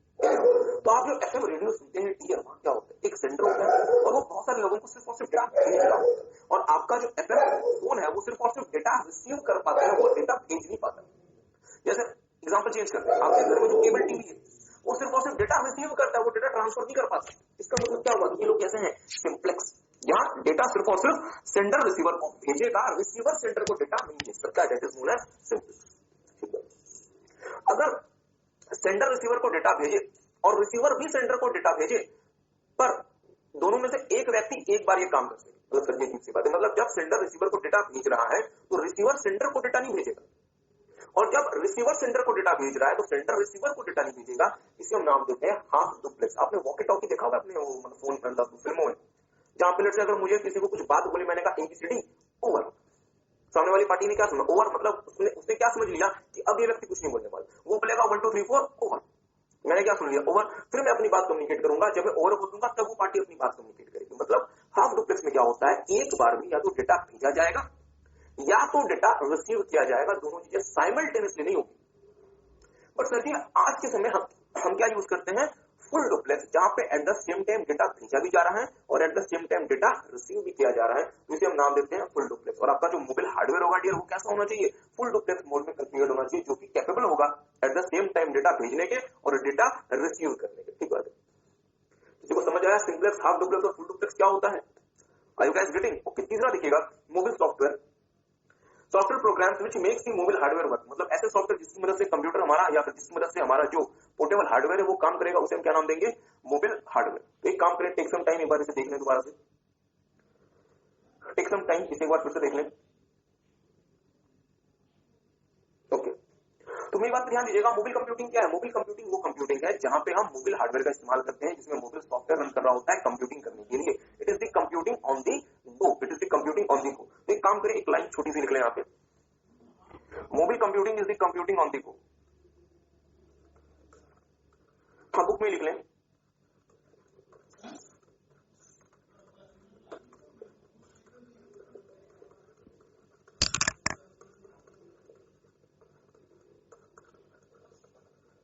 ध्यान दीजिएगा, computing on the go, on the go मतलब जब आप मूव कर रहे हैं, जब आप कहीं आ रहे हैं, जा रहे हैं, उस दौरान भी आप क्या कर सकते हैं, कंप्यूटिंग कर सकते हैं। तो ऐसी कंप्यूटिंग टेक्नोलॉजी को हम क्या नाम देंगे, मोबाइल कंप्यूटिंग। और अगर आपको मोबाइल कंप्यूटिंग करनी है डियर, तो आपको 3 चीजें चाहिए, मोबाइल हार्डवेयर, मोबाइल सॉफ्टवेयर और मोबाइल कम्युनिकेशन। मोबाइल कम्युनिकेशन का मतलब वायरलेस कम्युनिकेशन। मोबाइल हार्डवेयर कैसे होना चाहिए, फुल डुप्लेक्स मोड में, लाइट वेट, पोर्टेबल और इजी टू कैरी। और मोबाइल सॉफ्टवेयर वो सॉफ्टवेयर होंगे जो कि मोबाइल हार्डवेयर को चलाने में मदद करेंगे। ठीक बात है, ओके, आगे देखिएगा। Okay, business applications of mobile computing, मतलब मोबाइल कंप्यूटिंग का बिजनेस में क्या यूज है, क्या मोबाइल कंप्यूटिंग या बिजनेस को कोई फायदा पहुंचाया है या नहीं पहुंचाया। देखेंगे, the current decade has seen explosive growth in mobile computing and this made significant impact on the business landscape too. पिछले 10 सालों में मोबाइल कंप्यूटिंग में बहुत तेजी से तरक्की की और बिजनेस को भी इसका बहुत ज्यादा फायदा हुआ। Some of the business applications of mobile computing are, mobile computing के कुछ बिजनेस एप्लीकेशंस इस प्रकार है। पहला, significant increase in workforce productivity, आपके एम्प्लॉयज के काम करने की क्षमता में बहुत तेजी से ग्रोथ हुई क्योंकि अब वो कंप्यूटिंग ऑन दी गो कर सकते हैं। दूसरा, improved customer services as responding time reduce, customer services की इंप्रूव हुई क्योंकि बिजनेस को कस्टमर को रिस्पॉन्स करने में लगने वाला समय बहुत ज्यादा कम हो गया। सर जी कैसे, एग्जाम्पल आपको एग्जाम्पल देते हैं। आपने किसी ई कॉमर्स वेबसाइट से कोई ऑर्डर प्लेस किया, तो वो पार्टी ऑन द गो आपको अपना स्टेटस अपडेट करती रहती है। सर जी अजीब सी बात है, मेरी बात ध्यान दीजिएगा। आपने जैसे फ्लिपकार्ट या अमेजोन में अपना ऑर्डर प्लेस किया, ठीक बात है, जैसे आप दिल्ली शहर में रहते हैं, ऑर्डर आपका दिल्ली में पहुंच गया और ऑर्डर आउट फॉर डिलीवरी है।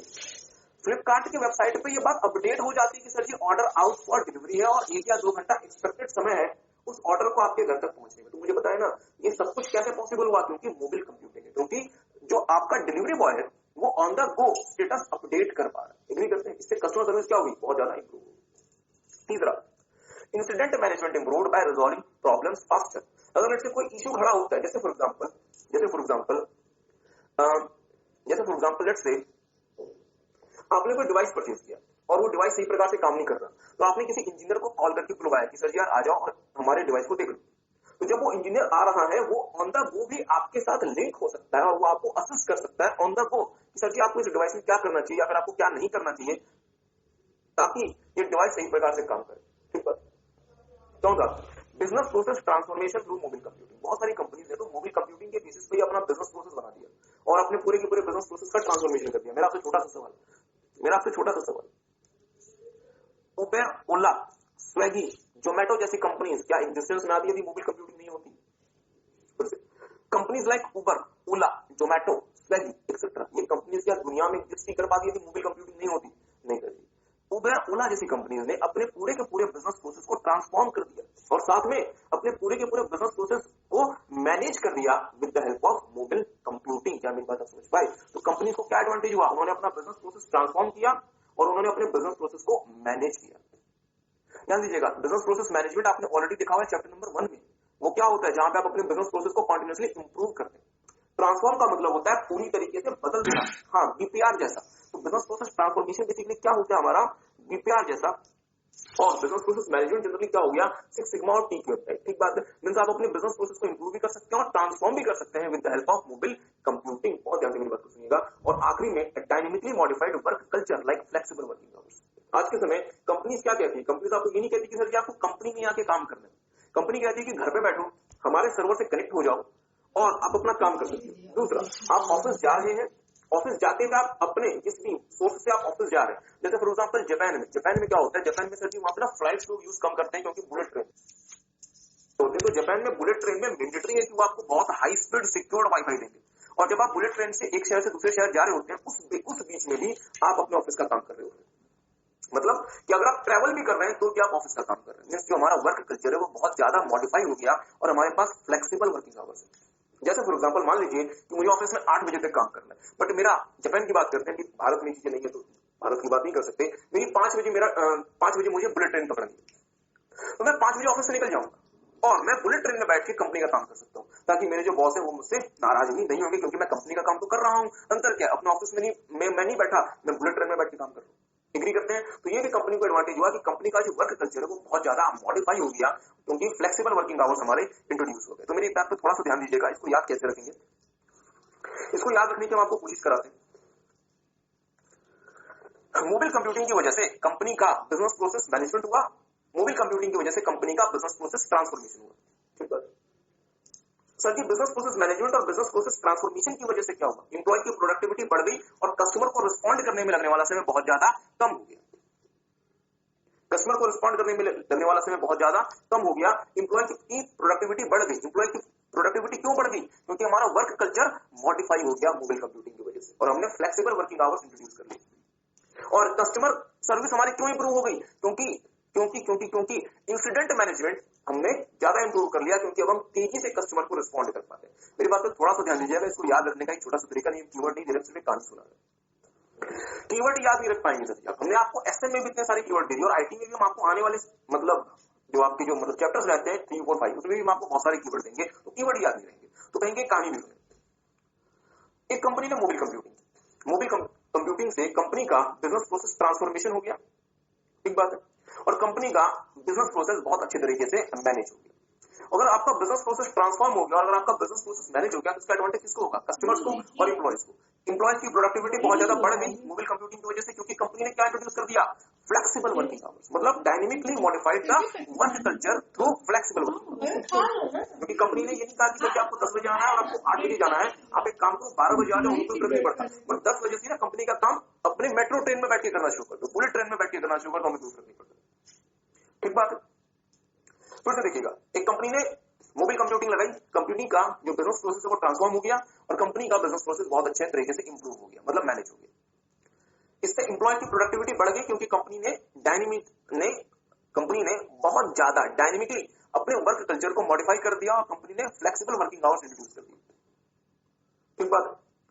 कस्टमर सर्विस इंप्रूव हो गई और उसे रिस्पॉन्ड करने वाला समय कम लगने लगा, क्योंकि अब हम अच्छे तरीके से इंसिडेंट मैनेजमेंट कर सकते हैं और हम कम समय में प्रॉब्लम्स को रिजॉल्व कर सकते हैं, मतलब रिजॉल्विंग प्रॉब्लम्स फास्टर। तो टेक सम टाइम, ये बारे 6 पॉइंट्स पढ़ लें। हाँ, क्योंकि ये एडवांटेजेस है डियर, तो आप इसे किसी भी ऑर्डर में याद रख सकते हैं।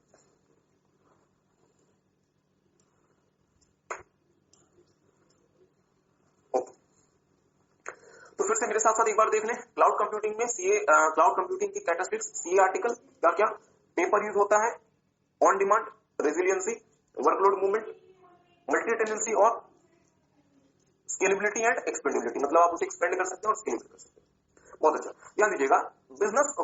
बिजनेस के लिए मोबाइल कंप्यूटिंग ने क्या क्या बेनिफिट्स दिए, सर जी 2 बड़े बेनिफिट्स थे। हमारे बिजनेस प्रोसेस का ट्रांसफॉर्मेशन हो गया ड्यू टू मोबाइल कंप्यूटिंग, हमारा बिजनेस प्रोसेस मैनेजमेंट इंप्रूव हो गया ड्यू टू मोबाइल कंप्यूटिंग। इसका एडवांटेज क्या हुआ, हमारे एम्प्लॉयज की प्रोडक्टिविटी बढ़ गई, क्योंकि हमने क्या इंट्रोड्यूस कर दिया, हमने क्या कर दिया, डायनेमिकली अपने वर्क कल्चर को मॉडिफाई कर दिया, means dynamic modification in the work culture through flexible working hours.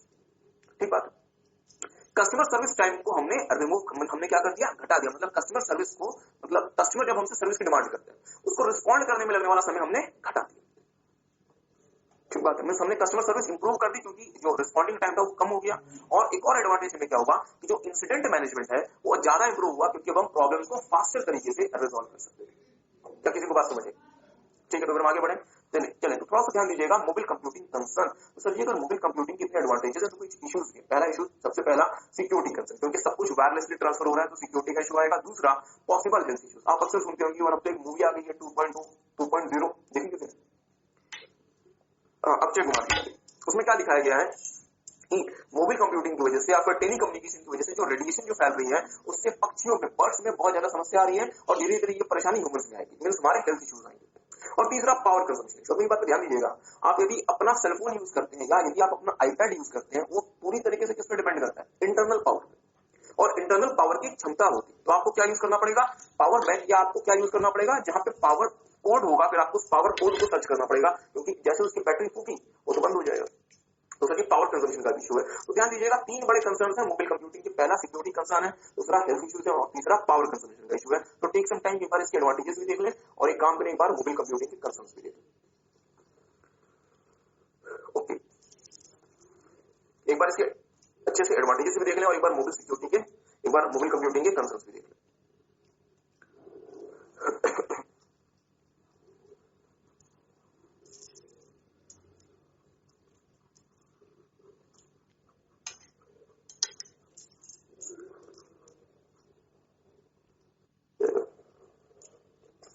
मेरे साथ साथ ध्यान दीजिएगा डियर, जो इन्फॉर्मेशन सिस्टम लेयर्स हैं इसके लिए हमें एक पूरी क्लास चाहिए। तो हम चाहते हैं कि अगली क्लास में हम इन्फॉर्मेशन सिस्टम लेयर्स को शुरू करें। आज हम दो छोटे छोटे टॉपिक्स इसमें रहते हैं, हम आपके साथ वो कर लेते हैं। और एक चूंकि आज थोड़ी सी क्लास को इंटरेस्टिंग बनाने के लिए एक इंटरेस्टिंग टॉपिक हम उठाते हैं, इसका नाम है रिसेंट टेक्नोलॉजीज। और ये तो फिर आपको सब कुछ पता ही है रिसेंट टेक्नोलॉजीज में, इसमें ज्यादा समय नहीं लगेगा। तो हम दो छोटे टॉपिक्स इसमें से आज हम इसको फिनिश कर देते हैं और अगर हमारे पास समय रहेगा तो हम इन्फॉर्मेशन सिस्टम लेयर्स को आपको इंट्रोड्यूस भी कर देंगे। तो मेरे साथ साथ देखिएगा, अब हम आपके साथ एक इंटरेस्टिंग टॉपिक शुरू करते हैं जिसका नाम है रिसेंट टेक्नोलॉजीज या फिर डिवाइसेस। और ये बहुत महत्वपूर्ण और हर बार एग्जाम में 2 से लेकर 4 नंबर का क्वेश्चन यहां से आ जाता है। ओके, ध्यान दीजिएगा, इंस्टीट्यूट ने आपको रिसेंट टेक्नोलॉजीज पढ़ने को दी है जो कि हाल फिलहाल में बिजनेस वर्ल्ड में आई है। इसमें कुछ टेक्नोलॉजीज जैसे फॉर एग्जांपल आपको ब्लूटूथ के बारे में पढ़ने को दिया गया कि ब्लूटूथ क्या होता है, आपको वाईफाई के बारे में पढ़ने को दिया गया, आपको लैपटॉप और नोटबुक्स के बारे में पढ़ने को दिया गया। अब आपको अगर आप अपने डेली मतलब यूज करते हैं आप अपना लैपटॉप, स्टिल इसमें क्या होता है ये आप देखेंगे। आपको टैबलेट कंप्यूटर के बारे में पढ़ने को दिया गया है, आपको स्मार्टफोन के बारे में आपकी फेवरेट चीज ये पढ़ने को दिया गया है। टच पैड क्या होता है हम आपके साथ ये देखेंगे, iPad, iPod, ultra mobile PC और व्हाट्सएप मैसेंजर आपका फेवरेट, और फाइनली में एंड्रॉइड के बारे में पढ़ने को दिया है। तो हम एक एक करके सब कुछ शुरू करें। हाँ, इन्फॉर्मेशन सिस्टम लेयर का जो है टॉपिक उसको हम आपके साथ अगली क्लास में देखेंगे, क्योंकि हमें एक पूरी क्लास चाहिए।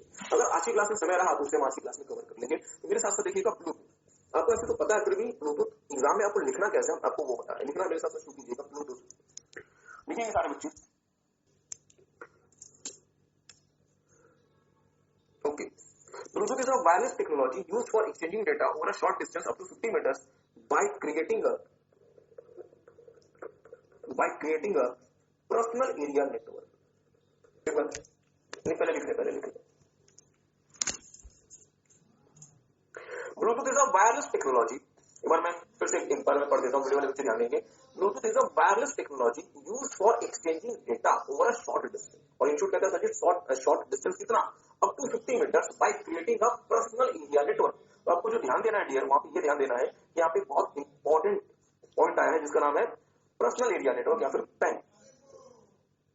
Bluetooth uses low power, short range radio signal technology to transfer data wirelessly। मतलब ब्लूटूथ जो डेटा को वायरलेसली जो ट्रांसफर करता है, तो ब्लूटूथ डेटा को वायरलेसली कैसे ट्रांसफर करता है, यह रेडियो सिग्नल टेक्नोलॉजी यूज करता है जो कि पावर तो कम कंज्यूम करती है और बहुत तेजी से डेटा को ट्रांसफर कर सकती है।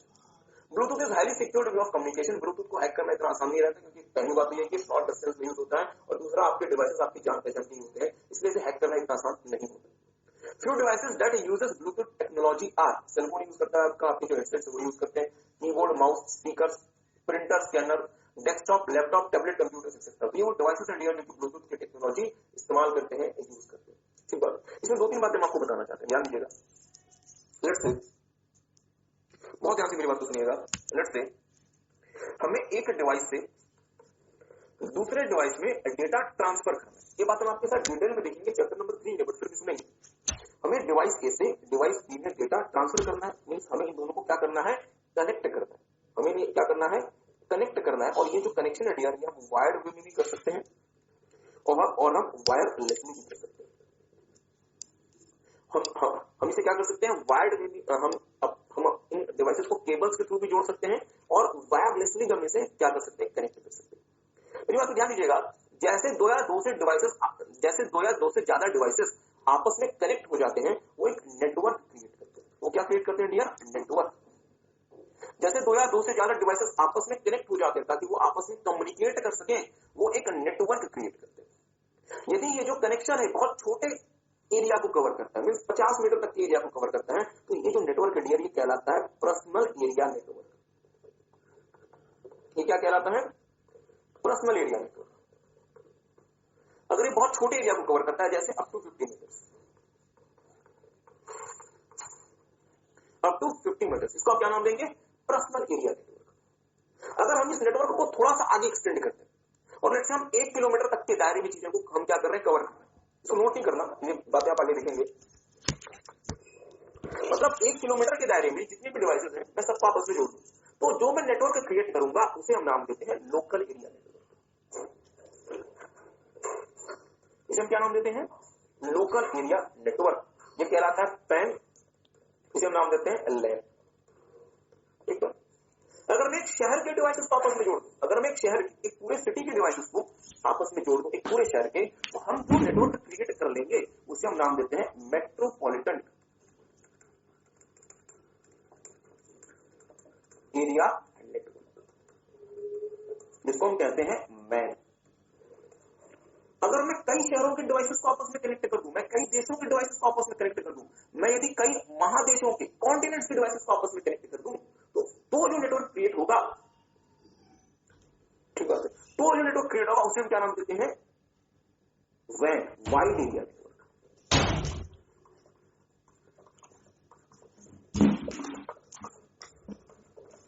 और ये मेनी सिटीज, कंट्रीज, एक्सेप्ट, क्या कह रहे हैं, ओके, पृथ्वी को बाकी ग्रहों से भी जोड़ दें। लेकिन फिलहाल वो नहीं हुआ है, इस पे काम जब हो सकता है शुरू होगा, तो भी ये वाइड एरिया नेटवर्क में ही कवर हो जाएगा, या फिर हो सकता है एक्स्ट्रा वाइड एरिया नेटवर्क में चला जाए। 50 मीटर से बहुत छोटे डिस्टेंस में होगा, तो हम क्या बनाते हैं, पर्सनल एरिया नेटवर्क। तो सर ये ब्लूटूथ से क्या आप कई देशों में डेटा ट्रांसफर कर सकते हैं? नहीं, आप एक डिवाइस से दूसरे डिवाइस में बहुत शॉर्ट रेंज में डेटा ट्रांसफर कर सकते हैं। मिनिटी नाम से डाल दिया तो सबसे ये फेमस हो गया कि वाईफाई का full form wireless connectivity, but ऐसा नहीं है। वाईफाई एक रेडियो टेक्नोलॉजी है डियर, जो कि 802.11 प्रोटोकॉल पे काम करती है, जिसका काम होता है आपको high speed wireless internet connectivity देना। वो हम आपको सभी देखेंगे। Okay, wifi is a name given to the wireless technology that uses radio waves to provide high speed internet connectivity over a limited range. ठीक बात, आगे देखिएगा, wifi provides secure, reliable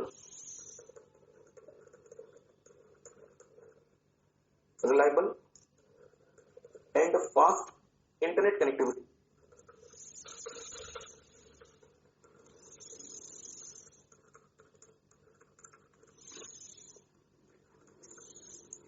Over a limited range.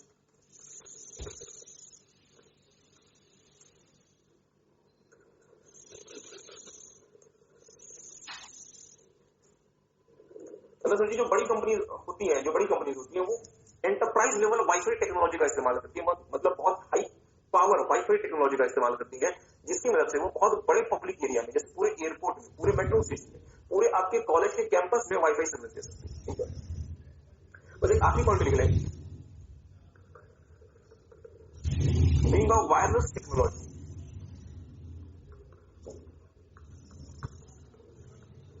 being a wireless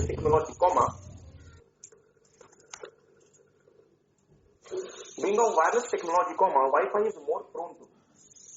more prone to security concerns and attack by intruders. क्योंकि Wi-Fi आपका wireless nature का होता है, इसलिए इसमें सिक्योरिटी कंसर्न्स ज्यादा होते हैं और इंट्रूडर्स जो होते हैं डियर, वो आसानी से Wi-Fi को हैक कर सकते हैं। तो अगर आप इंटरनेट में चले जाएं और अगर आप टाइप करें हाउ टू हैक Wi-Fi, वहां पर दुनिया भर की वीडियोस आपको मिल जाएंगी और दुनिया भर के लोग बैठे हैं इंटरनेट में जो कि आपको ये सिखा देंगे कि वाईफाई को हैक कैसे करें। उनमें से कोई भी वीडियो काम नहीं करती, क्या कह रहे हैं, मैंने ट्राई नहीं किया, सकते। मैंने किसी का वाईफाई ऑन हैक कर दिया, हम तो आपको अपने एक्सपीरियंस से बता रहे हैं, क्योंकि वाईफाई में जो सिक्योरिटी प्रोटोकॉल होते हैं वो इतने ही वीक नहीं होते कि कोई भी व्यक्ति जाए और वो किसी का भी वाईफाई हैक कर दे। बट हाँ, जो एक्सपर्ट्स होते हैं वो वाईफाई को आसानी से हैक कर सकते हैं कंपेयर टू दी एथरनेट। मेरी बात पे ध्यान दीजिए, अगर आप एथरनेट के थ्रू या अगर आप वायर के थ्रू अगर आप इंटरनेट यूज करते हैं उसको हैक करना आसान नहीं होता जब तक आप खुद का वायर वहां से खींच के अपने डिवाइस में ना लगाएं। बट यदि आप वायरलेसली अगर आप किसी इंटरनेट यूज कर रहे हैं तो वायरलेसली का मतलब क्या हुआ, डेटा उसका सिक्योरिटी ब्रीच पता होना चाहिए, फिर आप उसे हैक करके डेटा यूज कर सकते हैं। ठीक बात है, ध्यान दीजिएगा। तो एक काम करिए, बार से देख लें। नहीं, जैसे कि अभी हम आपको कहा था वाईफाई का फुल फॉर्म एज सच कुछ नहीं है, कुछ लोग इसे वायरलेस फिडेलिटी बोल दिया करते हैं, बट इसका full form as such wireless fidelity officially नहीं।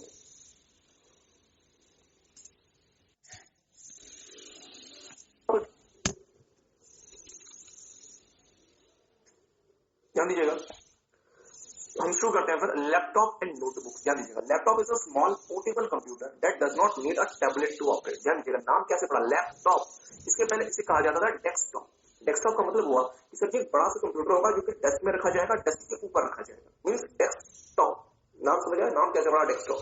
ठीक बात, मीन्स एक ऐसा कंप्यूटर जो कि डेस्क के टॉप पे रखा जाएगा, it was known as desktop. पर सर जी फिर क्या बना लैपटॉप, मतलब आपको डेस्क की रिक्वायरमेंट नहीं है, अपने लैब में अपने जांघों पे लैब पे रख के आप इसे काम कर सकते हैं, इट इज लैपटॉप। ठीक है, तो नाम कहां से इन्वेंट हुआ, it is designed to be small and light weight computer which can be used by sitting in our lab. मतलब ये स्मॉल होता है और लाइट वेट होता है जिसको आप अपने लैब पे रख के भी इस्तेमाल कर सकते हैं।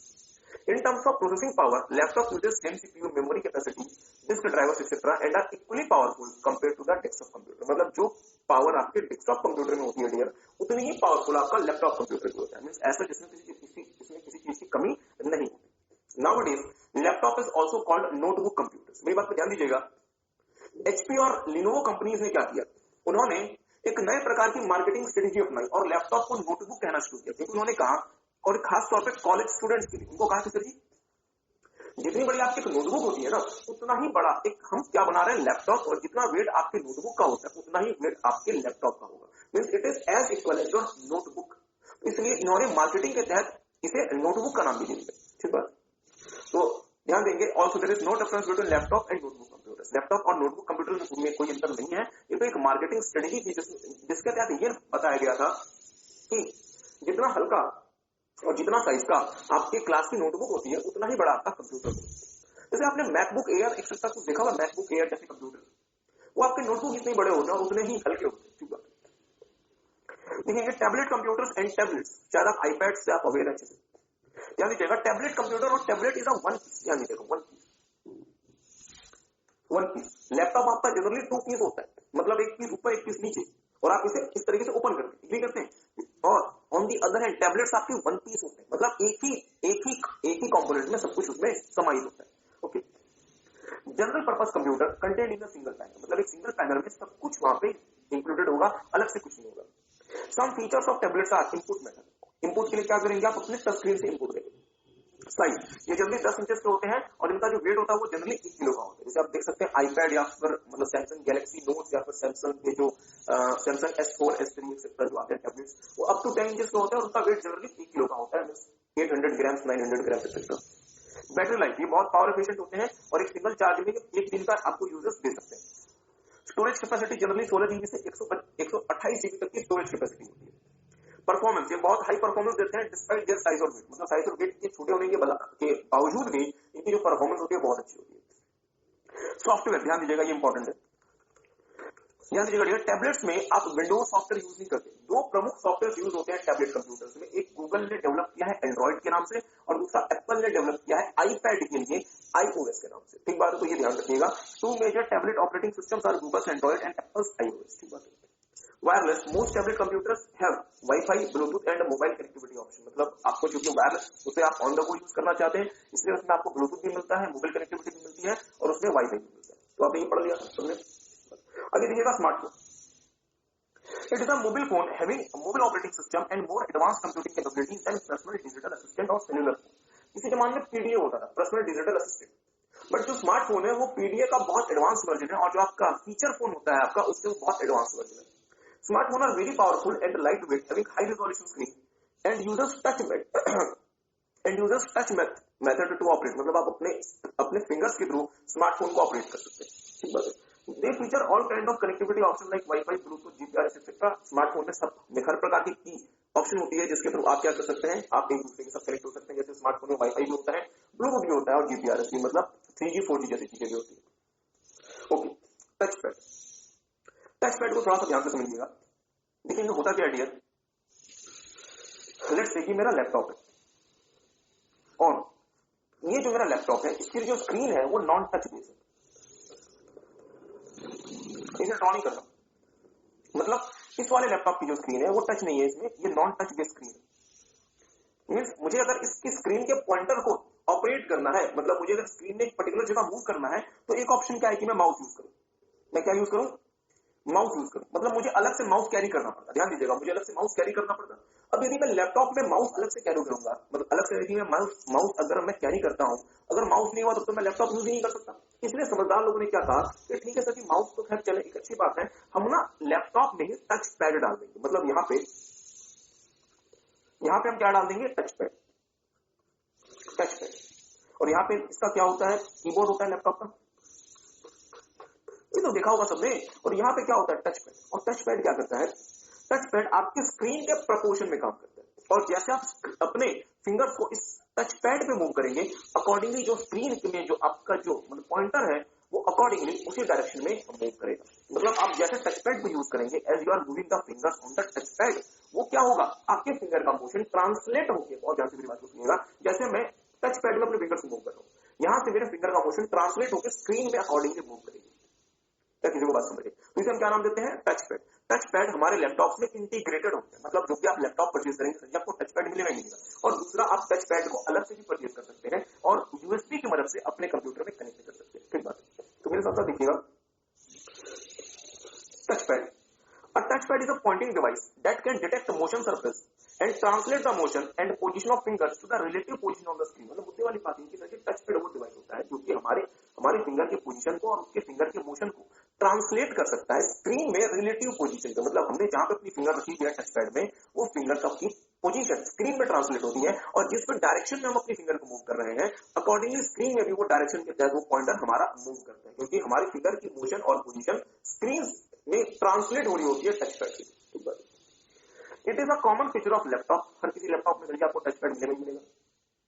इन market there are touch pads available as additional accessories. मतलब आप चाहे तो अलग से भी आप टच पैड परचेज कर सकते हैं, जो कि आप कनेक्ट कर सकते हैं यूएसबी पोर्ट से, या फिर आप ब्लूटूथ या फिर वाईफाई के थ्रू भी आप टच पैड को कनेक्ट कर सकते हैं। हमने यहाँ पे जो आपको फोटो दी है डियर, ये एक्सटर्नल टच पैड की फोटो है, जिसको आप अपने लैपटॉप में या तो यूएसबी के थ्रू कनेक्ट कर दें या आप उसे वाईफाई या ब्लूटूथ के थ्रू भी आप क्या कर सकते हैं, कनेक्ट कर सकते हैं। ठीक है, okay. Now we are moving a bit ahead. iPad, मुझे पता है कि iPad का नाम आप सबने ऑलरेडी सुना होगा और बहुत सारे बच्चे तो यूज भी करते होंगे। iPad को किसने बनाया, Apple.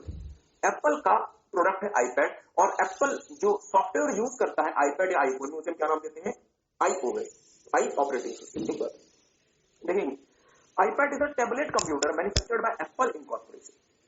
It uses iOS as the operating system designed by Apple itself। मतलब एप्पल ने खुद से ही इसका ऑपरेटिंग सिस्टम भी डिजाइन किया। बट ध्यान देंगे थोड़ा सा, अगर मैं बात करता हूं सैमसंग गैलेक्सी टैब की, अगर मैं बात करता हूं डियर सैमसंग गैलेक्सी टैब की है, तो वो भी टैबलेट कंप्यूटर, पर उसमें जो ऑपरेटिंग सिस्टम यूज होता है वो सैमसंग ने नहीं बनाया, वो किसने बनाया है, गूगल ने, एंड्रॉइड नाम से। सैमसंग ने सिर्फ हार्डवेयर बनाया और गूगल ने उसका ऑपरेटिंग सिस्टम बनाया। पर सभी आईपैड के केस में क्या है, एप्पल ने इसका हार्डवेयर बनाया और एप्पल ने इसका सॉफ्टवेयर बनाया। ठीक बात। iPad is operated through fingers and it uses responsive multi-touch screen। तो ध्यान दीजिएगा, iPad को ऑपरेट करने के लिए आपको अलग से कीबोर्ड या माउस की रिक्वायरमेंट नहीं होती। आप अपने फिंगर्स के थ्रू, टच के थ्रू iPad को ऑपरेट कर सकते हैं, क्योंकि iPad responsive multi touch screen use करता है। अच्छा, ये मल्टी टच स्क्रीन क्या होती है, मल्टी टच स्क्रीन वो स्क्रीन होती है डियर, क्योंकि एक बार में 10 जगह पे अगर आप स्क्रीन को टच करते हैं तो वो 10 जगह को भी स्क्रीन के टच को सपोर्ट करती है। मैं आपको ज्यादा टेक्निकल टर्म्स में लेके नहीं जा रहा। मुझे पता है किसी बच्चे ने यहाँ पे फ्रूट निंजा खेली है, फ्रूट निंजा किसने नहीं खेली, अभी खेली है, वीडियो वाले बच्चों ने फ्रूट निंजा खेली नहीं है, नहीं अपने एंड्रॉइड में उसे डाउनलोड ना कर ले। तो सिर्फ एक आपको बात बता रहा, फ्रूट निंजा क्या होता है, बहुत फेमस गेम रहा है इस समय में।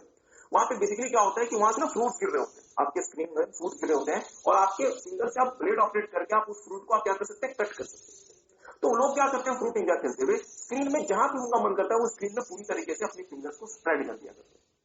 अब मुझे बताएं, यदि आपकी स्क्रीन यदि एक बार में सिर्फ एक पॉइंट के टच को सपोर्ट करती तो क्या कभी फ्रूट निंजा जैसे गेम मार्केट में आप आते? नहीं करती। आपकी स्क्रीन क्या करती है? मल्टी टच को सपोर्ट करती है, कि यदि एक बार में 10 जगह पे भी टच कर दो हमें फर्क नहीं पड़ता। मीन्स ये क्या है? Multi touch. तो मल्टी टच की वजह से ही फ्रूट निंजा जैसे गेम मार्केट में आ सके। ठीक है। एनीहाउ, यहाँ लीजिए तो खैर अजीब सी बात है, वो खैर आपको ऑलरेडी पता ही है।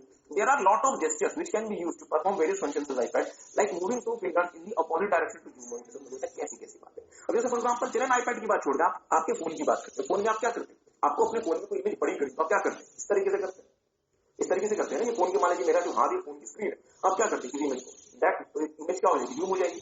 छोटा करना है तो आप इस तरीके से कीबोर्ड में लेकर आते हैं। तो ये जो है कि बेसिकली क्या कहलाते हैं? जेस्चर्स कहलाते हैं।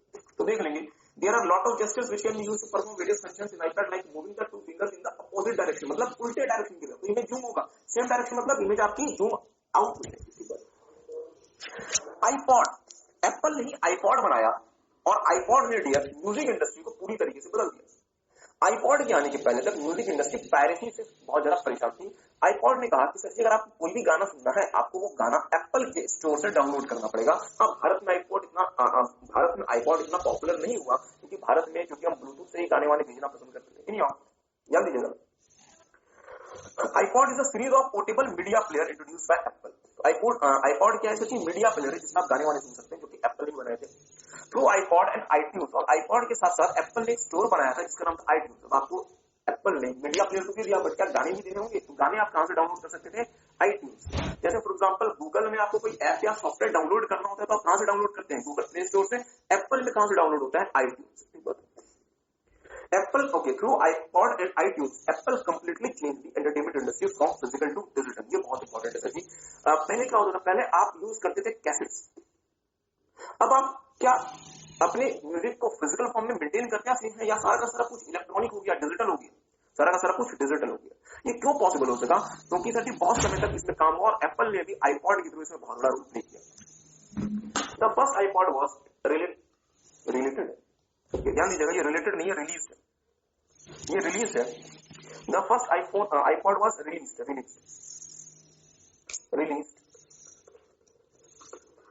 इन 2001 and since then lot of different variations of iPod has been. तो मुद्दे वाली बात लगती है कि आईपॉड क्या है? Portable music player, portable media player, जो कि एप्पल ने इंट्रोड्यूस किया था, जिसकी मदद से आईपॉड और आईट्यून्स की मदद से एप्पल ने एंटरटेनमेंट इंडस्ट्री को पूरी तरीके से बदल दिया। पहला आईपॉड एप्पल ने 2001 में इंट्रोड्यूस किया था, उसके बाद से काफी सारे आईपॉड के वर्जन आ चुके हैं मार्केट में। आखिरी जो मैं आपके साथ टॉपिक बुक से देख रहे हैं, that is ultra mobile PC. मेरी बात पर डियर थोड़ा सा ध्यान दीजिएगा। याद है हमने आपको पिछली क्लास में शायद रिस्क और सिस्क बेस्ड प्रोसेसर पढ़ाया था, याद है किसी को? उसमें हमने एक बात आपको नहीं बताई थी शायद, ध्यान दीजिएगा। एक इंटरेस्टिंग बात उसमें हमने आपको शायद बताई थी, नहीं बताई थी तो एक बात तो ध्यान दीजिएगा। जो एक कंपनी है इंटेल, वो सिस्क बेस्ड प्रोसेसर बनाती है, ठीक बात है। और जो कंपनी डियर माइक्रोसॉफ्ट, इसका जो ऑपरेटिंग सिस्टम है विंडोज, ये भी सिस्क बेस्ड प्रोसेसर के लिए बना है। अच्छा, मतलब सर इंटेल जो प्रोसेसर बनाती है वो कैसा है? Six based. और विंडोज ऑपरेटिंग सिस्टम जो माइक्रोसॉफ्ट का है वो भी सिस्क बेस्ड प्रोसेसर के लिए ही बना है, ठीक बात है। और आप जो सेलफोन की बात करते हैं डियर, इसमें कौन सा प्रोसेसर यूज होता है? Risk based.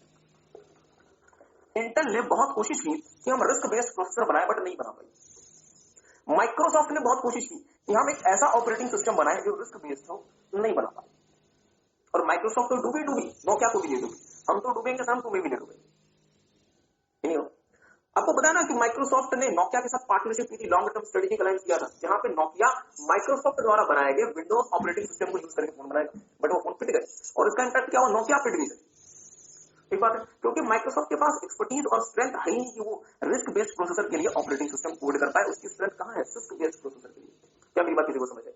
और फोन में हम क्या यूज करते हैं? रिस्क बेस्ड प्रोसेसर और ऐसा ऑपरेटिंग सिस्टम जो कि रिस्क बेस्ड प्रोसेसर पे कोडेड हो। एग्री करते हैं? और आपको पता है रिस्क बेस्ड प्रोसेसर में दुनिया की सबसे बड़ी कंपनी कौन सी है? क्वालकॉम। और रिस्क बेस्ड प्रोसेसर का सबसे बड़ा ऑपरेटिंग सिस्टम दुनिया में कौन सा है? एंड्रॉइड, जो कि गूगल ने बनाया।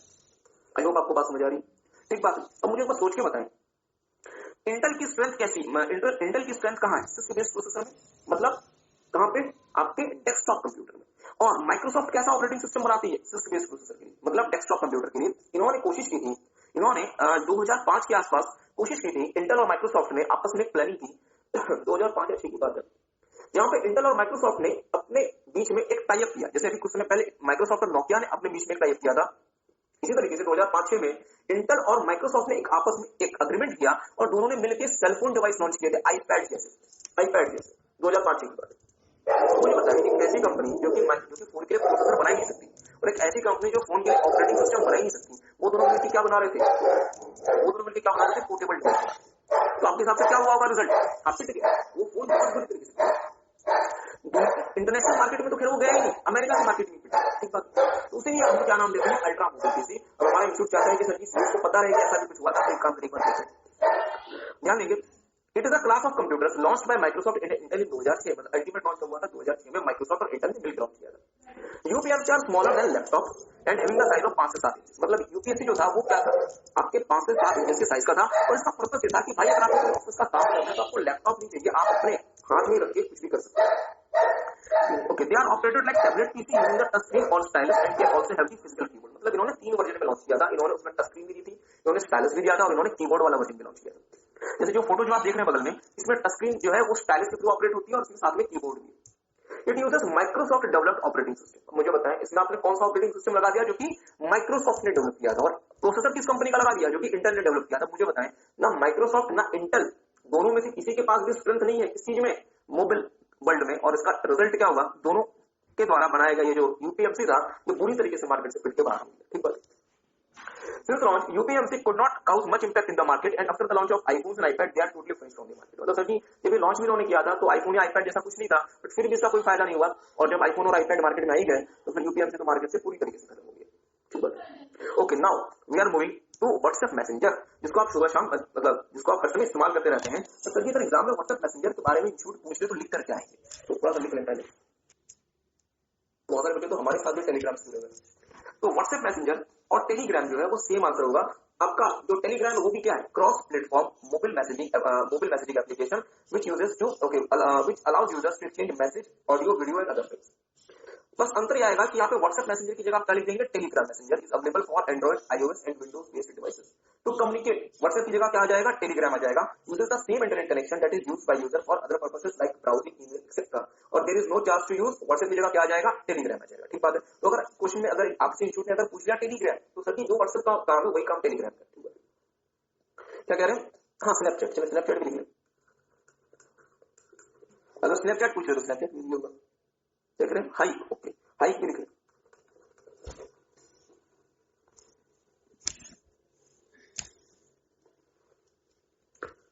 एक और, हाँ चले वी चैट भी लिख लें, वी चैट भी लिख लें। एक बात हो गया, इससे ज्यादा हम आपको नहीं लिख पा रहे। और जो भी चीजें ऐसी है इससे सेम आंसर आ जाएगा। आपको दो बातें हमें बतानी है यहाँ पे सर जी। एक तो बात है क्रॉस प्लेटफॉर्म क्या होता है। क्रॉस प्लेटफॉर्म का मतलब होता है डियर कि अगर लेट्स से मैं व्हाट्सएप यूज करता हूँ एंड्रॉइड में और मेरा यदि फ्रेंड व्हाट्सएप यूज करता है अपने आईफोन में, तो मैं यदि एंड्रॉइड के फोन से अपने फ्रेंड को उसके आईफोन में भी मैसेज करूंगा तो उसका मैसेज एज इट इज पहुंच जाएगा, कोई इशू नहीं आएगा। इसका मतलब व्हाट्सएप जो है वो सिर्फ और सिर्फ एंड्रॉइड के लिए नहीं है, वो सिर्फ और सिर्फ आईओएस के लिए नहीं है, वो सिर्फ और सिर्फ विंडोज फोन के लिए नहीं है। आप एंड्रॉइड के डिवाइस से एप्पल के डिवाइस में भी मैसेज भेज सकते हैं, एप्पल के डिवाइस से विंडोज डिवाइस में भी मैसेज भेज सकते हैं, और विंडोज से आप एंड्रॉइड डिवाइस में भी मैसेज भेज सकते हैं। मतलब क्रॉस प्लेटफॉर्म, हर एक प्लेटफॉर्म पे व्हाट्सएप काम करता है। ठीक है, ओके। और दूसरी बात ये कि व्हाट्सएप डियर इसके लिए कोई आपको चार्जेस पे नहीं करने पड़ते। किसी जमाने में व्हाट्सएप के चार्जेस हुआ करते थे, बट व्हाट्सएप ने वो भी बंद कर दिया लेना। तो व्हाट्सएप टोटली फ्री है। आपको सिर्फ और सिर्फ इंटरनेट कनेक्शन के लिए जो भी आप इंटरनेट कनेक्शन यूज करते हैं उसी इंटरनेट कनेक्शन में व्हाट्सएप चलता है, अलग से इसके लिए इंटरनेट कनेक्शन आपको नहीं देना पड़ता। तो चले इसके बाद एक आखिरी टॉपिक ले लेंगे, Android. WhatsApp Messenger. It is a cross-platform mobile messaging application which allows user to exchange messages, audio, video, and other files. WhatsApp Messenger is available for Android, iOS, and Windows-based devices. To communicate, WhatsApp uses the same internet connection that is user for other purpose, like browsing, email, etc. There is no charge to use WhatsApp Messenger. Next one is Android. Android is a Linux mobile operating system owned by Google. Android is a Linux-based mobile operating system owned by Google. Android is used in smartphone and tablet computer devices. Android is open source and permissive licensing operating system which can be openly modified and distributed by the devices. Manufacture some of the largest Android-based devices makers are Samsung, Sony, Asus, etc. अगर हम आपके साथ वही देखेंगे, चले तो अगर आपने क्वेश्चन पूछ लिया कि सर जी एक बात बताओ, पढ़ लिया तुमने, ओपन सोर्स क्या होता है, परमिसिव लाइसेंसिंग क्या होता है? ओपन सोर्स का मतलब होता है डियर जो कि फ्रीली अवेलेबल है, जो कि फ्रीली अवेलेबल है, वो बेसिकली क्या है, ओपन सोर्स है। दूसरा परमिसिव लाइसेंसिंग का मतलब क्या होता है, अब जैसे फॉर एग्जांपल मान लीजिए कि मैं एमएस ऑफिस खरीद के लाता हूं और जब मैं इसे इंस्टॉल करता हूं तो वहां पे लिखा हुआ आता है agree to the terms and conditions, मतलब आपको टर्म्स एंड कंडीशन से अग्री होना पड़ेगा और उसमें जब तक मैं क्लिक नहीं करता, इसमें जब तक मैं आई एग्री क्लिक नहीं करता वो इंस्टॉल नहीं होगा। और अगर आप कभी बैठ गए उसे पढ़ने के लिए कि सर जी इसके टर्म्स में क्या लिखा हुआ है, वहां पे ये लिखा रहता है कि आप एमएस ऑफिस को किसी भी तरीके से मॉडिफाई नहीं कर सकते, अदरवाइज आप हमारे कॉपीराइट को ब्रीच करेंगे। मतलब यदि मैं एमएस ऑफिस सॉफ्टवेयर को मॉडिफाई करता हूं तो मैं क्या कर रहा हूं, मैं माइक्रोसॉफ्ट के कॉपीराइट को ब्रीच कर रहा हूं। ठीक बात है। गूगल ने कहा सर जी हम इन चीजों में यकीन नहीं करते, आप एंड्रॉइड को जैसे चाहे वैसे मॉडिफाई करें, हमें कोई फर्क नहीं पड़ता। मतलब it is permissive licensing, means हम आपको परमिट करते हैं, आप इसे यूज करें, डिस्ट्रीब्यूट करें, मॉडिफाई करें, हमें कोई फर्क नहीं पड़ता। गूगल ने फ्री में एंड्रॉइड डिवाइस मैन्युफैक्चरर्स को बांटा और उसका एडवांटेज क्या हुआ कि आज दुनिया में सबसे ज्यादा market share mobile operating system में दिया एंड्रॉइड का है 80% से ज्यादा, और विंडोज पूरी तरीके से मार्केट से खत्म हो गया। ठीक बात है। आगे देखेंगे विच कैन बी ओपनली मॉडिफाइड, जैसे फॉर एग्जांपल जो हमारे देश में चाइनीज कंपनीज काम करती है जैसे ओप्पो, वीवो एक्सेट्रा, वो बेसिकली एंड्रॉइड ही यूज करते हैं बट उसमें अपना नाम लगा देते हैं। एंड्रॉइड को उन्होंने थोड़ा सा मॉडिफाई किया और वो इस तरीके से दिखाते हैं कि उनका ऑपरेटिंग सिस्टम है, बट वो क्या है, Android, which can B openly modified and distributed by the device manufacturer, जो कि आप मॉडिफाई करके जो भी हमारे डिवाइस मैन्युफैक्चरर्स हैं उसको आगे वो सेल कर सकते हैं, डिस्ट्रीब्यूट कर सकते हैं। Some of the largest Android based device makers are Samsung, Sony, Asus etcetera, ये तो आपको पता ही है। चलिए क्वेश्चन क्या कहता है, describe wireless technologies that have evolved and widely used in modern day computerised environment. Wireless technologies जो कि इवॉल्व हुई और आज के समय में बहुत ज्यादा इस्तेमाल होती है। मुझे बताएं वायरलेस टेक्नोलॉजीज में सबसे पहला नाम किसका आता है, ब्लूटूथ का, और दूसरा नाम किसका आता है, वाईफाई का। देखेंगे वायरलेस टेक्नोलॉजी तो इसके अलावा भी होती है जैसे एनएफसी एक्सेट्रा, बट आपके सिलेबस में सिर्फ दो ही प्रकार की वायरलेस टेक्नोलॉजी का जिक्र है, एक का नाम है ब्लूटूथ और दूसरे का नाम है वाईफाई। ठीक है, तो आपको ब्लूटूथ एक्सप्लेन करना है और आपको वाईफाई एक्सप्लेन करना है।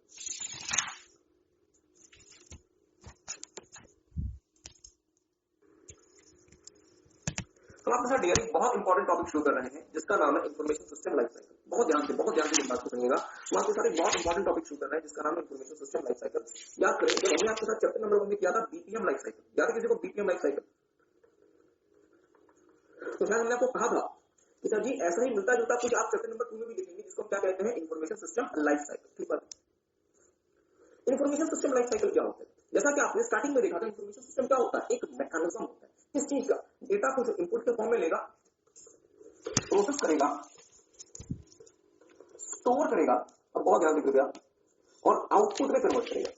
ठीक बात है। और एक मैकेनिज्म होगा जो फीडबैक कहलाएगा जो कि पूरे ऑपरेशन को कंट्रोल करेगा। ये क्या इसे हम क्या कहते हैं, इंफॉर्मेशन सिस्टम। अब सवाल ये बनता है कि मुझे इंफॉर्मेशन सिस्टम चाहिए तो क्या मैं फ्लिपकार्ट से ऑर्डर प्लेस करके इंफॉर्मेशन सिस्टम मंगवा लूं या मुझे अपनी जरूरतों के हिसाब से इंफॉर्मेशन सिस्टम डेवलप करवाना पड़ेगा? ध्यान से मेरी बात को सुनिएगा। मुझे अपनी जरूरतों के हिसाब से इंफॉर्मेशन सिस्टम डेवलप करवाना पड़ेगा, मैं कहीं से ऑर्डर तो नहीं दे सकता। ओके, तो इसे हम नाम देते हैं। और मुझे बताओ, सोच के बताएंगे, अगर आपको इंफॉर्मेशन सिस्टम डेवलप करवाना है तो एडहॉक बेसिस पे डेवलप हो जाए या उसके लिए कोई स्टेप्स होंगे, कुछ सीरीज होगी? तो अगर मुझे इंफॉर्मेशन सिस्टम डेवलप करवाना है तो वो डेवलपमेंट एडहॉक बेसिस पे हो जाए या कोई प्रॉपर मैकेनिज्म होगा जिसके तहत वो डेवलपमेंट होगी, कोई प्रॉपर मैकेनिज्म होगा जिसके तहत वो डेवलपमेंट होगी। मतलब कुछ स्टेजेस इन्वॉल्व होंगे, कुछ स्टेप्स इन्वॉल्व होंगे जिसकी मदद से इंफॉर्मेशन सिस्टम को आप क्या कर पाएंगे, डेवलप कर पाएंगे। ठीक बात, पूरी बात को ध्यान दीजिएगा। कुल मिला के हमारे पास 4 ही स्टेप्स होते हैं इंफॉर्मेशन सिस्टम को डेवलप करने के। सर जी क्या? जैसे फॉर एग्जांपल मुझे बस सोच के बताएंगे, मुझे इंफॉर्मेशन सिस्टम डेवलप करना, मैंने बाहर से किसी व्यक्ति को बुलाया, यार आओ और मेरे लिए इंफॉर्मेशन सिस्टम को डेवलप कर दो।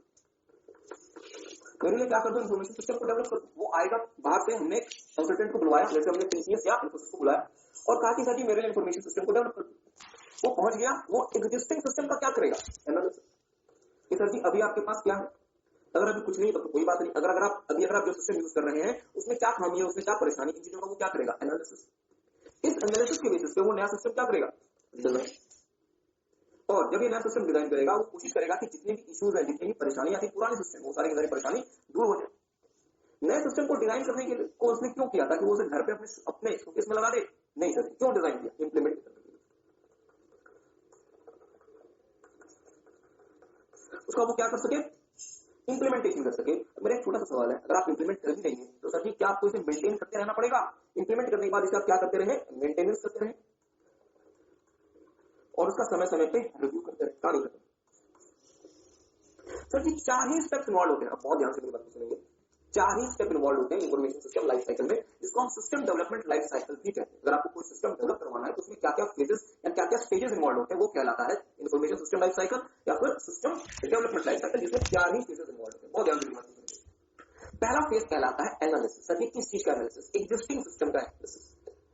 और एग्जिस्टिंग सिस्टम का एनालिसिस करके आपको क्या पता चलेगा कि एग्जिस्टिंग सिस्टम कैसे काम करता है, एग्जिस्टिंग सिस्टम में क्या खामियां है, एग्जिस्टिंग सिस्टम में क्या वीकनेसेस, ताकि आप नए सिस्टम का उसके बेसिस पे क्या कर सके, डिजाइन कर सके। और आप कोशिश करेंगे कि जो आप नया सिस्टम डिजाइन करेंगे उसमें वो खामियां दूर हो जाएंगी। इस तरीके से आप उसमें हार्डवेयर सॉफ्टवेयर लगाएंगे, इनपुट आउटपुट देंगे कि जो भी खामी थी वो सारी की सारी दूर हो जाएगी। एग्री करते हैं। चले, आपने नया सिस्टम डिजाइन कर दिया तो सर जी क्या होगा, इसे हम इंप्लीमेंट करेंगे और पुराने सिस्टम की जगह नया सिस्टम यूज करना शुरू करेंगे और हम इसका कॉन्टिन्यूस बेसिस पे क्या करेंगे, मेंटेनेंस और रिव्यू, कहानी खत्म। कितना आसान है इंफॉर्मेशन सिस्टम लाइफ साइकिल। क्या मेरी बात किसी को समझ आ रही है? बट इससे क्लियर एक बहुत बड़ा इशू हुआ, मेरी बात पर ध्यान दीजिएगा। हमने कहा कि सर सिर्फ 4 स्टेप्स इन्वॉल्व है इंफॉर्मेशन सिस्टम लाइफ साइकिल में। क्या क्या, सिस्टम एनालिसिस, आपको नोट नहीं करना,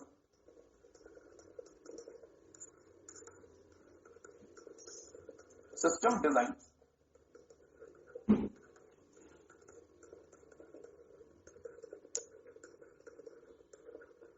सिस्टम इंप्लीमेंटेशन और finally system maintenance and review.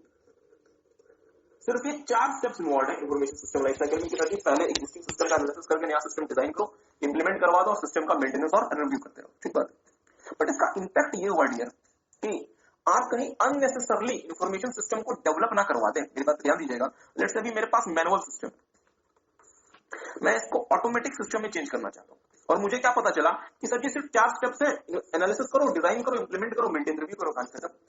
तो मैंने अननेसेसरली अपने मैनुअल सिस्टम को किसमें डेवलप करवाना शुरू कर दिया, इंफॉर्मेशन सिस्टम में। या मेरे पास एक एग्जिस्टिंग सिस्टम है और मैं इसको क्या कराना चाहता हूं, अपडेट कराना चाहता हूं। लेट्स से मेरा काम एग्जिस्टिंग सिस्टम से चल रहा है बट मैंने अननेसेसरली कहा कि चलो सर जी 4 स्टेप्स इन्वॉल्व है, क्यों नहीं नया सिस्टम, नए प्रकार का सिस्टम डेवलप करवा। ठीक बात है।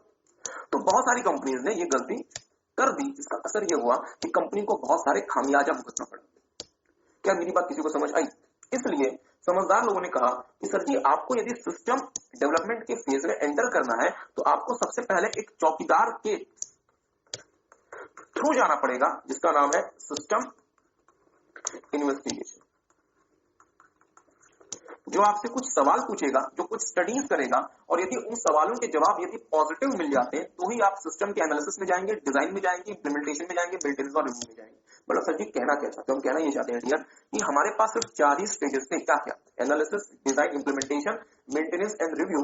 बट आप अननेसेसरली अपना इंफॉर्मेशन सिस्टम डेवलप ना कर दें, इसलिए हमने एक नया स्टेज ऐड कर दिया जिसका नाम है सिस्टम इन्वेस्टिगेशन। मतलब सबसे पहले आपको क्या फेस करना पड़ेगा, सिस्टम इन्वेस्टिगेशन।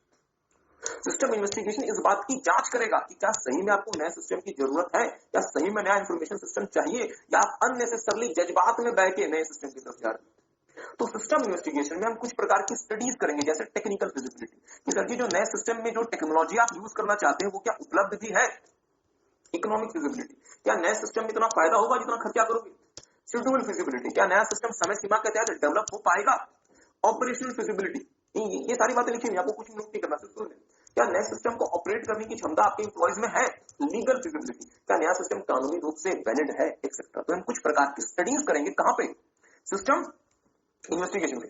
और यदि सबके जवाब आपको पॉजिटिव मिल जाते हैं तो आप कहां जाएंगे, सिस्टम एनालिसिस में, डिजाइन में, इंप्लीमेंटेशन में और मेंटेनेंस एंड रिव्यू में। ठीक बात है। तो मुद्दे वाली बात क्या बनी, मुद्दे वाली बात ये बनी, तो मुझे सोच के बताएंगे सारे बच्चे, system investigation system development life cycle में या इन्फॉर्मेशन सिस्टम लाइफ साइकिल में कितने फेजेस बन गए।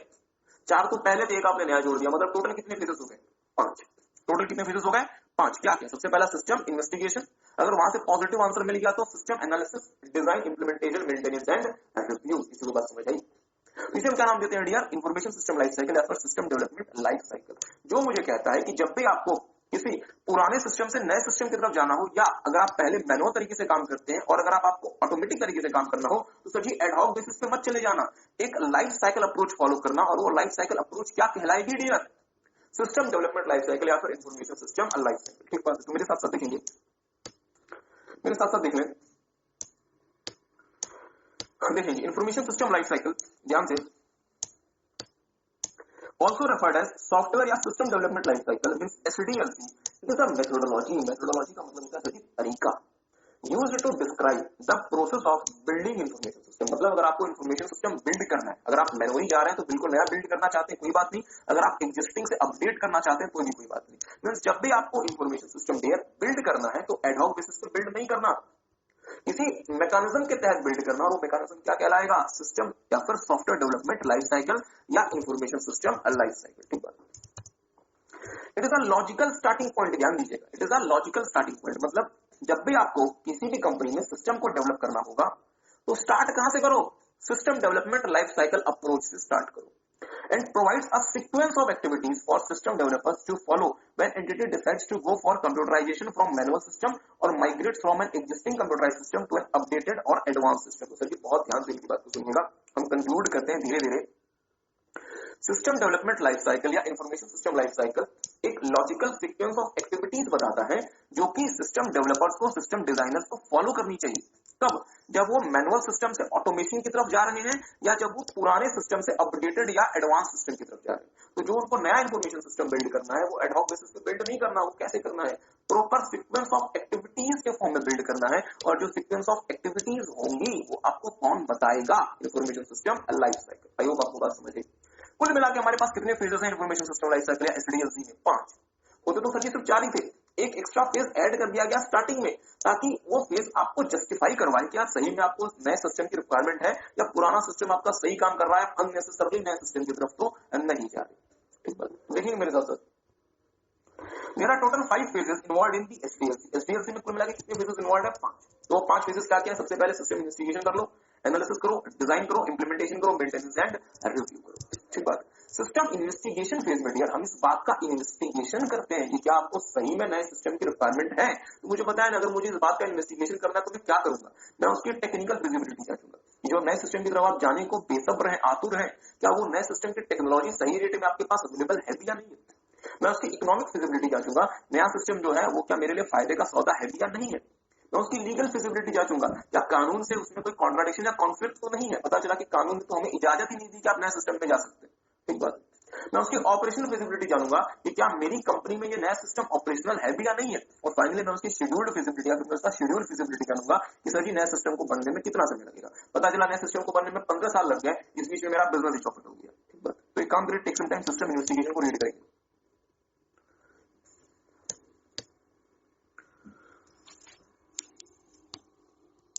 मेरे साथ साथ देखिएगा, this phase examines what is the problem and is it worth solving. मतलब सर जी हम ये सिस्टम इन्वेस्टिगेशन में हम ये जानेंगे कि सर जी अभी आप प्रॉब्लम क्या फेस कर रहे हैं और क्या उस प्रॉब्लम को सॉल्व करने का मतलब बनता है, मतलब नए सिस्टम को डेवलप करने का मतलब बनता है या पुराने से ही काम चल जाएगा।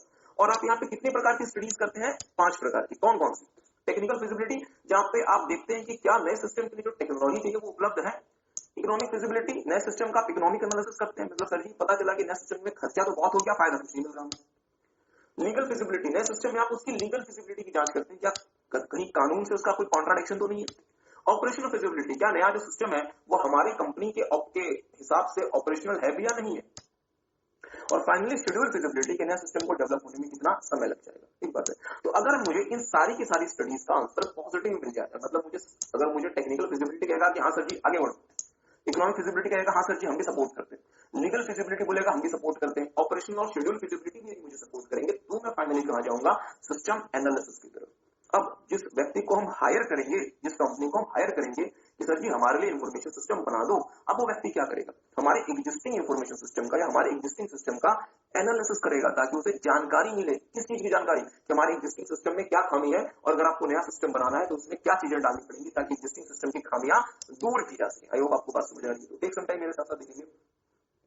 This phase examines what information system must do to solve the problem। मतलब आपको इस फेज में आपको एनालिसिस करना है कि सर जी अगर आप नया सिस्टम डेवलप करना चाहते हैं तो नया सिस्टम ऐसा क्या करे ताकि आप जो परेशानी अभी फेस कर रहे हो वो परेशानी दूर हो सके। Here system analyst will gather details about the current system and its deficiencies। ध्यान दीजिएगा, सिस्टम एनालिस्ट क्या करेगा, करंट सिस्टम मतलब अभी जो आप सिस्टम यूज कर रहे हैं और उसमें क्या क्या डेफिशिएंसीज है उसकी जानकारी इकट्ठा करेगा। कैसे, आपके स्टाफ को इंटरव्यू करके, क्योंकि अल्टीमेटली सिस्टम को यूज कौन कर रहा होता है, स्टाफ यूज कर रहे होते हैं। करंट बिजनेस डॉक्यूमेंट्स को एग्जामिन करके, मतलब जो आपके एग्जिस्टिंग बिजनेस डॉक्यूमेंट्स हैं उसे एग्जामिन करके, आपके स्टाफ को क्वेश्चन भेज के, मतलब उनसे कुछ क्वेश्चंस पूछ के कि सर जी जब आप सुबह आते हैं तो सिस्टम को ऑन करने में कितना समय लग जाता है, कितनी बार सिस्टम बीच में शट डाउन हो जाता है, कितनी बार सिस्टम स्लो हो जाता है, एक्सेट्रा। और ऑब्जर्वेशन ऑफ करंट प्रोसीजर्स, मतलब आप क्या करेंगे, अलग अलग डिपार्टमेंट्स में जाएंगे जहां पे पुराने सिस्टम के तहत काम हो रहा है और खुद से खड़े होकर ऑब्जर्व करेंगे कि पुराने सिस्टम में काम कैसे हो रहा है। ठीक है, तो इन 4 तरीकों से आपको एग्जिस्टिंग सिस्टम के बारे में काफी सारी जानकारी गैदर हो जाएगी, उसकी डेफिशिएंसीज पता चल जाएंगी और आप इन बातों का ध्यान नए सिस्टम को डिजाइन करते समय रखेंगे। किसी को बात समझ आई? ओके, टेक सम टाइम, एक बार पहले फेज को और दूसरे फेज को अच्छे से पढ़ लें। ओके, मैं खुद मानता हूँ, चले एक बार इसे अच्छे से पढ़ लें। टेक सम टाइम, एक बार इसे अच्छे से पढ़ लें।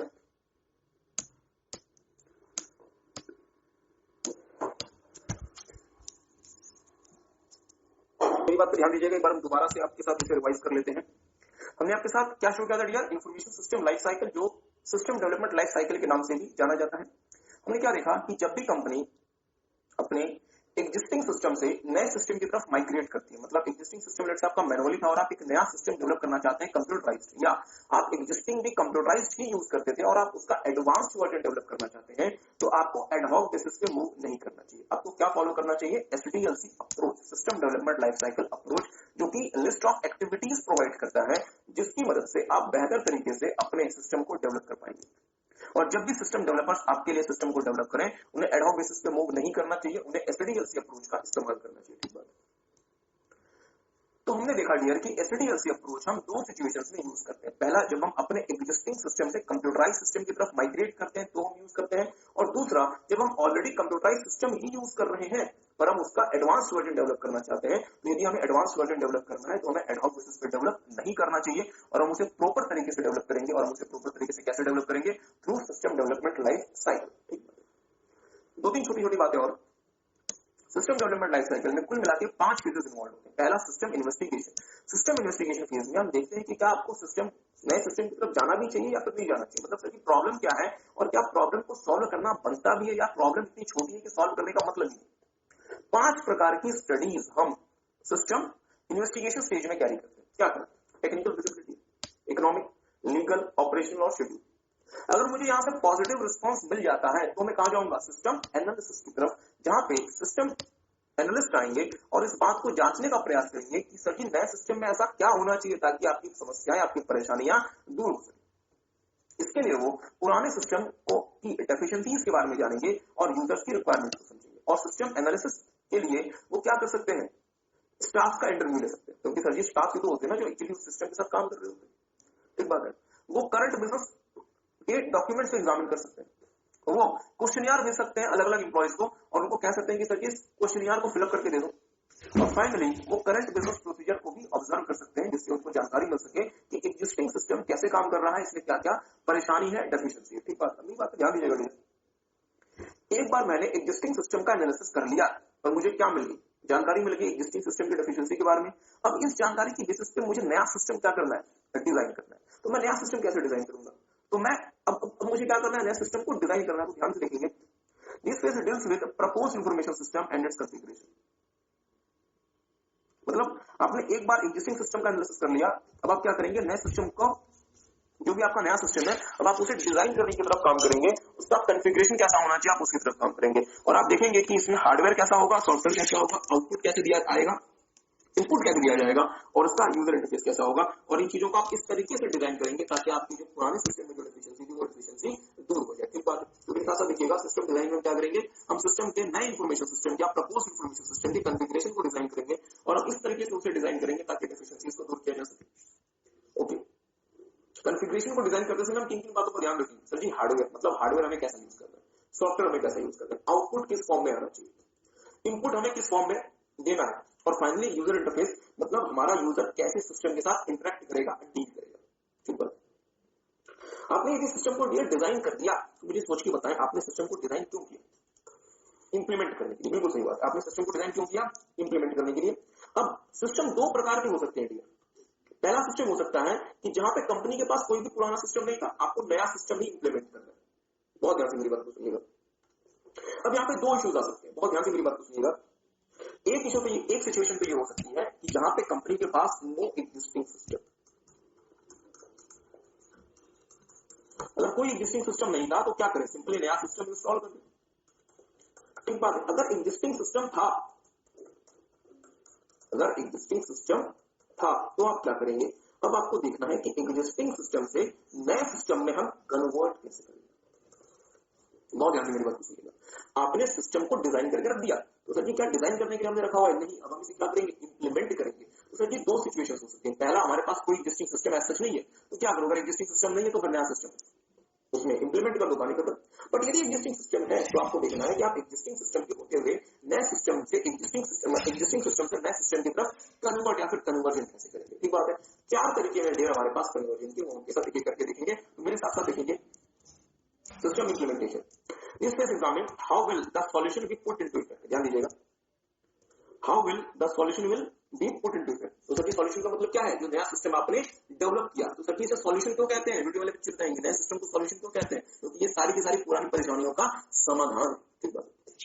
Here either the new system is installed और the old system is converted into the new one. या तो आप नया सिस्टम इंस्टॉल कर देंगे, या तो आप नया सिस्टम इंस्टॉल कर देंगे। अगर कोई पुराना सिस्टम नहीं था तो कहानी खत्म। यदि पुराना सिस्टम था तो पुराने से आपको नए में क्या करना है? माइग्रेट करना है, कन्वर्जन करना है। ठीक है। तो ध्यान दीजिएगा, अगर आपको नया सिस्टम इंस्टॉल करना है क्योंकि कोई पुराना सिस्टम नहीं था, तो वहां पे आप क्या करेंगे? नया हार्डवेयर इंस्टॉल कर दें, नया हार्डवेयर इंस्टॉल कर दें। और नए हार्डवेयर को इंस्टॉल करने के चक्कर में हो सकता है कि आपको अपने ऑफिस का लेआउट चेंज करना पड़े, हो सकता है कि ऑफिस में थोड़ा बहुत आपको मॉडिफिकेशन करना पड़े, क्योंकि आपका जो पुराना ऑफिस था वो नए हार्डवेयर के लिए हिसाब से तो नहीं बना था। तो अगर अब जैसे फॉर एग्जाम्पल सर सिंपल सी बात, पहले, अब तो खैर आप क्या खरीद के लाते हैं? एक लैपटॉप, तो उसमें कोई इशू नहीं है। पहले के समय क्या होता था, जब आप कंप्यूटर खरीद के लेकर आते थे बड़ा वाला, जिसमें एक बड़ी सी, जब आप उस कंप्यूटर को अपने रूम में रखते थे तो क्या आपको चेंजेस करने पड़ते थे रूम में? हो सकता है कि आपको बेड को अपने सजाना पड़ता होगा, हो सकता है कि आपको अपने स्टडी टेबल को करना पड़ता होगा ताकि आप कंप्यूटर टेबल की जगह निकाल सकें। एग्री करते हैं? मतलब आप क्या कर रहे हैं? आप अपने रूम का लेआउट थोड़ा सा चेंज कर रहे हैं। बात को ध्यान दीजिएगा। Installing the new hardware which में involve recabling and changing the office layout. अगर आप नया हार्डवेयर इंस्टॉल करेंगे तो आपको दोबारा से रीकेबलिंग करनी पड़ सकती है, क्योंकि पुराने केबलिंग का सिस्टम तो नहीं था हमारे पास, और हमें अपने ऑफिस के लेआउट में परिवर्तन करना पड़ सकता है, चेंज करना पड़ सकता है। ठीक बात है। Training the user on the new system. आपने नया सिस्टम इंस्टॉल कर दिया, क्या यूजर को पता है वो सिस्टम? नहीं, तो आपको क्या करना पड़ेगा? यूजर को नए सिस्टम में ट्रेन करना पड़ेगा ताकि यूजर बिना किसी परेशानी के नए सिस्टम को यूज कर सके सही तरीके से। Finally conversion of master file to the new system और creation of new master file. थोड़ा सा ध्यान दीजिएगा, मास्टर फाइल का मतलब क्या होता है। देखिए दो प्रकार की फाइल होती है, एक होती है मास्टर फाइल और एक होती है ट्रांजेक्शन फाइल। मेरी बात को ध्यान दीजिएगा। लेट्स से हमने परचेज का, हमने लेट्स से सेल्स का, हमारे पास सेल्स का पहले मैनुअल सिस्टम है, हमने उसका ऑटोमेशन कर दिया। तो क्या सेल्स की हमारे पास मास्टर फाइल होगी? हमारे पास हमारे कस्टमर्स के रिकॉर्ड्स होंगे?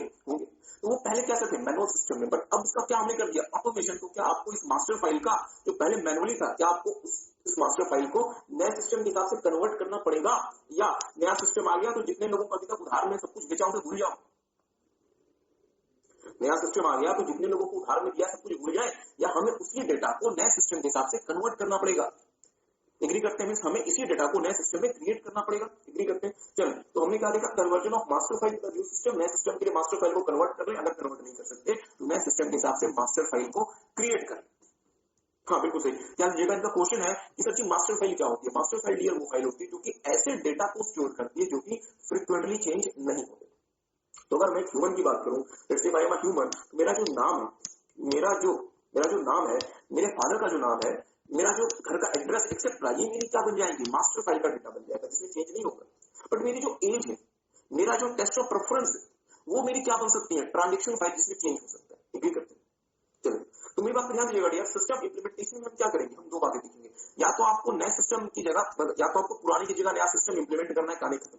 तो सर जी अगर नया सिस्टम इंप्लीमेंट करेंगे तो नया हार्डवेयर इंप्लीमेंट करना पड़ेगा, और उस नए हार्डवेयर को इंप्लीमेंट करने के लिए नए प्रकार से केबलिंग करनी पड़ेगी, और हो सकता है ऑफिस का लेआउट भी चेंज करना पड़ेगा। यूजर्स को नए सिस्टम में ट्रेनिंग देनी पड़ेगी, क्योंकि यूजर तो नए सिस्टम से अवेयर नहीं है, और आपको नए सिस्टम के लिए मास्टर फाइल को या तो कन्वर्ट करना पड़ेगा पुराने समय में, या अगर पुराने समय में कन्वर्ट नहीं हो सकता तो नए सिस्टम के लिए नई मास्टर फाइल आपको क्रिएट करनी पड़ेगी। क्या मेरी बात आप समझ पाए? ठीक बात है। सो टेक सम टाइम, एक बार इन दोनों को देख लें। को नया सिस्टम इंस्टॉल करना है, बट ये भी तो हो सकता है ना कि आपको पुराने की जगह नए सिस्टम में आपको क्या करना है, कन्वर्जन करना है। मेरी बात ध्यान दीजिएगा, अगर ये हमारे पास एग्जिस्टिंग सिस्टम था, अगर फ्रेंड्स हमारे पास एग्जिस्टिंग सिस्टम था और अगर आपको नए में कन्वर्ट करना है, तो आपके पास चार रास्ते होते हैं कन्वर्जन करने के। ध्यान दीजिएगा, एक का नाम होता है डायरेक्ट चेंज ओवर, नोट नहीं करना, सब कुछ लिखा दो। दूसरा कहलाता है पैरेलल कन्वर्जन, तीसरा कहलाता है फेज्ड कन्वर्जन, और चौथा कहलाता है पायलट कन्वर्जन। पहला कहलाता है डायरेक्ट चेंज ओवर, दूसरा कहलाता है पैरेलल कन्वर्जन, तीसरा कहलाता है फेज्ड कन्वर्जन, और चौथा कहलाता है पायलट कन्वर्जन। इसको हम छोटे से एग्जांपल के साथ आपके साथ डील करते हैं। आपको पता है यार, हमारे देश में जीएसटी आया था, और जीएसटी के पहले हमारे देश में वैट था, सर्विस टैक्स था, एक्साइज ड्यूटी थी, और भी छोटे मोटे टैक्सेस हुआ करते थे। इन सबको मर्ज करके गवर्नमेंट क्या ले, जीएसटी। अब नहीं बात ध्यान दीजिएगा, जीएसटी एक बहुत बड़ा चेंज था। एग्री करते हैं? लेट्स से गवर्नमेंट ये कहती है कि 1 जुलाई 2017 से पुराने टैक्सेस बंद, जीएसटी शुरू। मतलब 31 जून तक पुराने टैक्सेस और 1 जुलाई के आगे जीएसटी। तो ये कहलाता है डियर डायरेक्ट चेंज। मतलब आप किसी एक दिन को फिक्स करेंगे और उसी दिन से पुराना सिस्टम बंद, नया सिस्टम शुरू। बट सर जी ये बहुत रिस्की होता है, क्योंकि आपका जो यूजर है वो पुराने सिस्टम से फैमिलियर है, बट आपका जो नया जो यूजर है वो नए सिस्टम से फैमिलियर है सच नहीं। एग्री करते हैं? तो डायरेक्ट चेंज ओवर क्या कहता है कि कोई दिन फिक्स कर लो, छुट्टी का दिन या कोई हॉलीडे, उस दिन से नए सिस्टम में हम 100% शिफ्ट कर जाएंगे और पुराना सिस्टम पूरी तरीके से बंद कर देंगे, पुराने सिस्टम से बाय। ठीक बात है।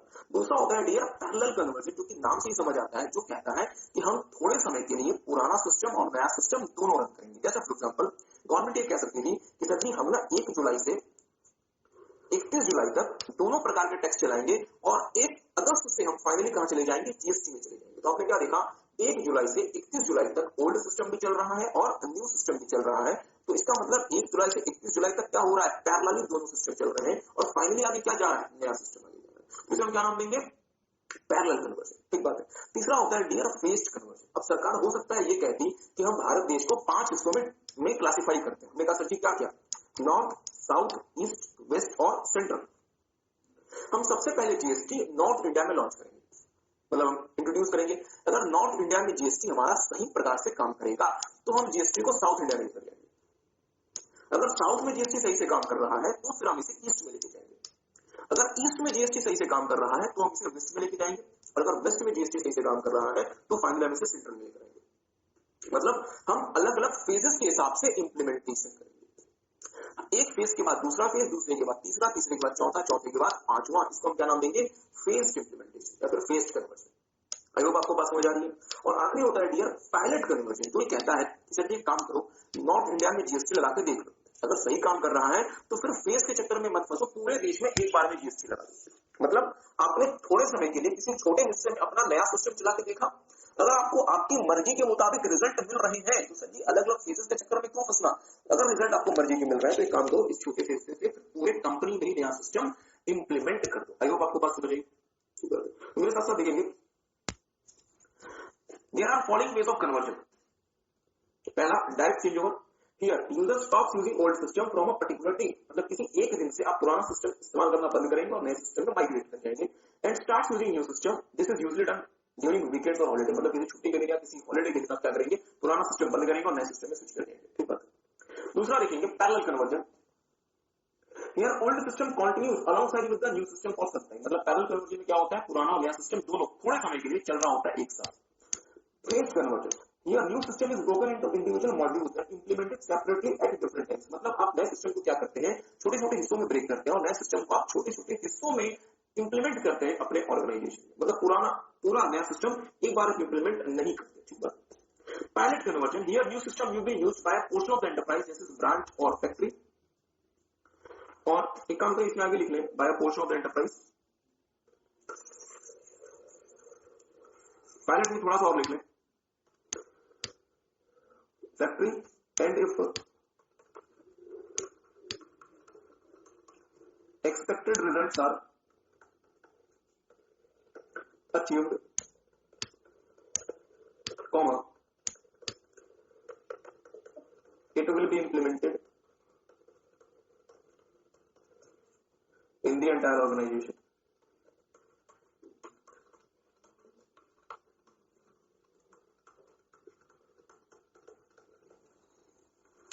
Here the new system will be used by a portion of the enterprise like branch or factory, और अगर आपको आपके मन मुताबिक रिजल्ट मिल गया तो फिर आप पूरे ऑर्गेनाइजेशन में उसे इंप्लीमेंट कर देंगे।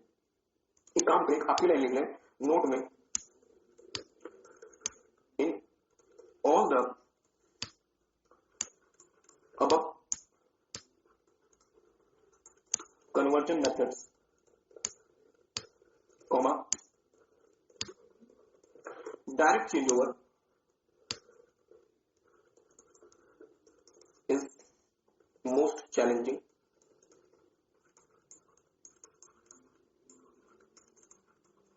and risky। जितने भी आपके पास कन्वर्जन के मेथड्स रेडी है उसमें से जो डायरेक्ट चेंज ओवर है वो सबसे ज्यादा चैलेंजिंग है और सबसे ज्यादा रिस्की है। एक काम करेंगे, हम आपको कुछ फोटोज बनवा देते हैं, देखिए करके मेरे साथ साथ फोटो बनाएंगे, देखेंगे डायरेक्ट चेंज ओवर कैसे काम करता है। ये लेट्स से आपका इंफॉर्मेशन सिस्टम, तो डायरेक्ट चेंज ओवर में क्या होगा, इस दिन से लेट्स से हॉलीडे है, तो अभी तक आप ओल्ड यूज कर रहे थे, बट हॉलीडे के बाद आप क्या यूज करना शुरू कर देंगे, न्यू सिस्टम यूज करना शुरू कर देंगे। तो ये क्या कहलाएगा, direct change over, means old system और न्यू सिस्टम। तो ये क्या कहलाएगा मेरा, direct change over.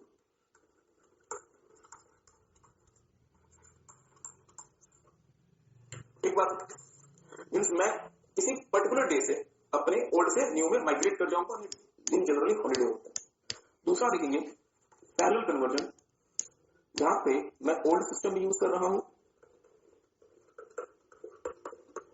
But sir ji हम आगे किसके साथ बढ़ेंगे, न्यू सिस्टम के साथ। तो आप देख सकते हैं डियर, इस समय तक यहां तक दोनों सिस्टम जो है वो पैरेलली मूव कर रहे हैं, जैसे हम क्या नाम देंगे, पैरेलल कन्वर्जन।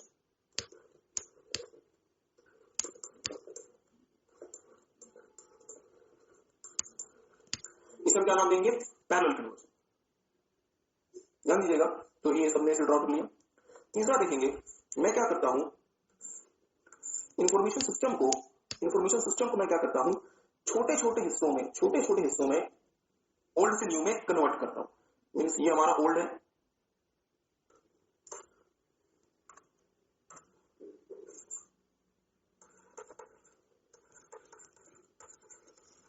और ये है हमारा न्यू सिस्टम, और हम क्या करते हैं, छोटे छोटे हिस्सों में ओल्ड से न्यू की तरफ मूव करते हैं। और फाइनली डियर हमारे पास क्या है, पायलट कन्वर्जन। ये हमारा इंफॉर्मेशन सिस्टम है, ये हमारा क्या है, इंफॉर्मेशन सिस्टम। और कंपनी ने क्या किया, लेट्स से कंपनी ने अपने एक फैक्ट्री में या अपने एक ब्रांच में नए सिस्टम को यूज करना शुरू कर दिया, अपने ब्रांच में नए सिस्टम को यूज करना शुरू कर दिया, बट बाकी कंपनी में क्या यूज होगा, ओल्ड सिस्टम। और जब वो ब्रांच में नया सिस्टम आपका सही प्रकार से काम करेगा तो फिर आप पूरी कंपनी में क्या लगा देंगे, नया सिस्टम लगा देंगे। So this is your old system and this is your new system.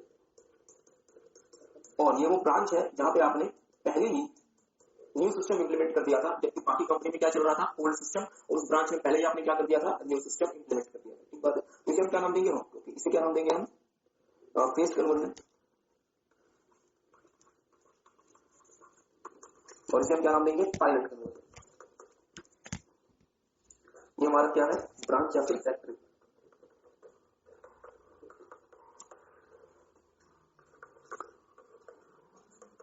इसे हम क्या नाम देंगे dear, pilot conversion. I hope आपको बात समझ आई।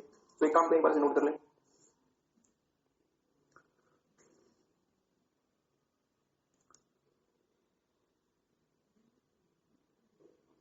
ओके। तो सबने इसे देख लिया।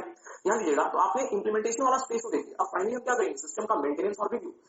जब हमारा इंफॉर्मेशन सिस्टम बनके तैयार हो जाएगा तो क्या हमें इसका एक डिटेल्ड रिव्यू करके अपने हेड ऑफिस को बताना चाहिए कि सर जी इंफॉर्मेशन सिस्टम हमारा बन गया। हाँ सर, तो हम इसका क्या करेंगे, हम इसका एक डिटेल्ड रिव्यू कैरी करेंगे जिसको हम नाम देंगे पोस्ट इंप्लीमेंटेशन रिव्यू। ध्यान दीजिएगा, जिसको हम नाम देंगे पोस्ट इंप्लीमेंटेशन रिव्यू। और पोस्ट इंप्लीमेंटेशन रिव्यू के थ्रू हम जानने का प्रयास करेंगे कि क्या किसी नए प्रोग्राम की तो रिक्वेस्ट नहीं आ रही। मतलब जब हमारा सिस्टम बन गया तो पता चला कि अब यूजर को याद आता है कि सर जी ये प्रोग्राम तो हम बताना भूल गए थे, क्या पता पहले बता देते तो आप पहले ही बता देते। मींस कोई नया प्रोग्राम हमें किसी नए प्रोग्राम की रिक्वेस्ट मिल सकती है, या फिर हमने कोई प्रोग्राम बनाया, आप इसमें किसी प्रकार का अमेंडमेंट या फिर चेंज चाहते हैं, या फिर इस प्रोसीजर के तहत चीजें प्रोसेस होती है, आप उस प्रोसेस में या उस प्रोसीजर में आप अमेंडमेंट चाहते हैं। तो जैसे मेरी बात पर ध्यान दीजिएगा, जैसे हमारा इंफॉर्मेशन सिस्टम बनकर रेडी हो गया, हमें पोस्ट इंप्लीमेंटेशन रिव्यू करेंगे, अपने यूजर्स को भेजेंगे कि कभी यूज करके देख लो और आपका क्या फीडबैक हमें बताओ। यूजर हो सकता है बोले कि सर हमसे ना एक गलती हो गई, हमें पहले ही आपको एक प्रोग्राम के बारे में बता देना चाहिए था, हम भूल गए। तो सर जी एक नया प्रोग्राम ऐड कर दो, request for new program. Sir ji इस प्रोग्राम में ये चेंज कर दो, अमेंडमेंट कर दो, या इस प्रोसीजर में ये एडजस्टमेंट कर दो, ताकि हम इसे और अच्छे तरीके से इस्तेमाल कर पाए। ठीक है, आखिरी में हम क्या देखते हैं, मेंटेनेंस। ध्यान दीजिएगा, तीन प्रकार के मेंटेनेंस होते हैं हमारे इंफॉर्मेशन सिस्टम में। एक कहलाता है परफेक्टिव मेंटेनेंस, एक कहलाता है एडप्टिव मेंटेनेंस और एक कहलाता है करेक्टिव मेंटेनेंस। सबसे पहले बात करते हैं हम corrective maintenance. Corrective maintenance dear वो मेंटेनेंस होती है जो हमें इसलिए करनी पड़ती है क्योंकि हमारे सिस्टम में कोई बग छूट गया था, कोई एरर छूट गया था। उस एरर को हम रिमूव करने के लिए, करेक्ट करने के लिए जो मेंटेनेंस कैरी करते हैं, that is known as corrective maintenance. Okay, इसका मतलब सर ये हुआ ना कि हमारे इंफॉर्मेशन सिस्टम में कोई बग या एरर नहीं था, तो हम करेक्टिव मेंटेनेंस हमें करने की रिक्वायरमेंट नहीं है। बिल्कुल। अब मेरी बात ध्यान दीजिएगा, आपने इंफॉर्मेशन सिस्टम बनवाया था सर्विस टैक्स के टाइम पे, अब आ गया जीएसटी, तो क्या बदलते हालात के हिसाब से आपको अपने इंफॉर्मेशन सिस्टम में भी बदलाव कराने पड़ेंगे? हाँ सर, बट सर जी ये जो बदलाव हो रहे हैं ये इसलिए नहीं हो रहे कि इंफॉर्मेशन सिस्टम में कोई बग था या एरर था। बदलाव क्यों हो रहे हैं? क्योंकि सिचुएशन बदल गई। मींस आप अपने इंफॉर्मेशन सिस्टम को नए हालात के हिसाब से अडेप्ट करते हैं, चेंज करते हैं, अपडेट करते हैं, तो इसे आप नाम देंगे एडेप्टिव मेंटेनेंस, जहां पे आपका सिस्टम जो है चेंजिंग नीड्स के हिसाब से अडेप्ट हो रहा है, अपडेट हो रहा है। आखिरी में होता है परफेक्टिव मेंटेनेंस। मेरी बात को ध्यान दीजिएगा, परफेक्टिव मेंटेनेंस बहुत इंटरेस्टिंग मेंटेनेंस। आपका इंफॉर्मेशन सिस्टम बिल्कुल सही काम कर रहा है, कोई बग नहीं है, कोई भी एरर नहीं, बट आपको लगता है कि अगर हम थोड़े से नट बोल्ट कस दें तो क्या पता और अच्छे से काम करे। मतलब there is no issue at all, but आपको लगता है कि थोड़ा सा एडजस्टमेंट करके हम अपने इंफॉर्मेशन सिस्टम को और ज्यादा बेहतर बना सकते हैं। अगर आप इसलिए कोई मेंटेनेंस करेंगे तो उसे आप क्या नाम देंगे, जो से बताएंगे उसे आप क्या नाम देंगे, परफेक्टिव मेंटेनेंस। ठीक बात है, तो फिर हम आपको 2-4 मिनट का समय देते हैं। 5 स्टेजेस होते हैं सिस्टम डेवलपमेंट लाइफ साइकिल में। क्या क्या? सबसे पहले investigation, analysis, design, implementation, maintenance and review. तो आई होप कि आप घर से रिवाइज करके लाएंगे, जरूर से घर से रिवाइज करके लाएं। अगर कोई डाउट है तो आप लोग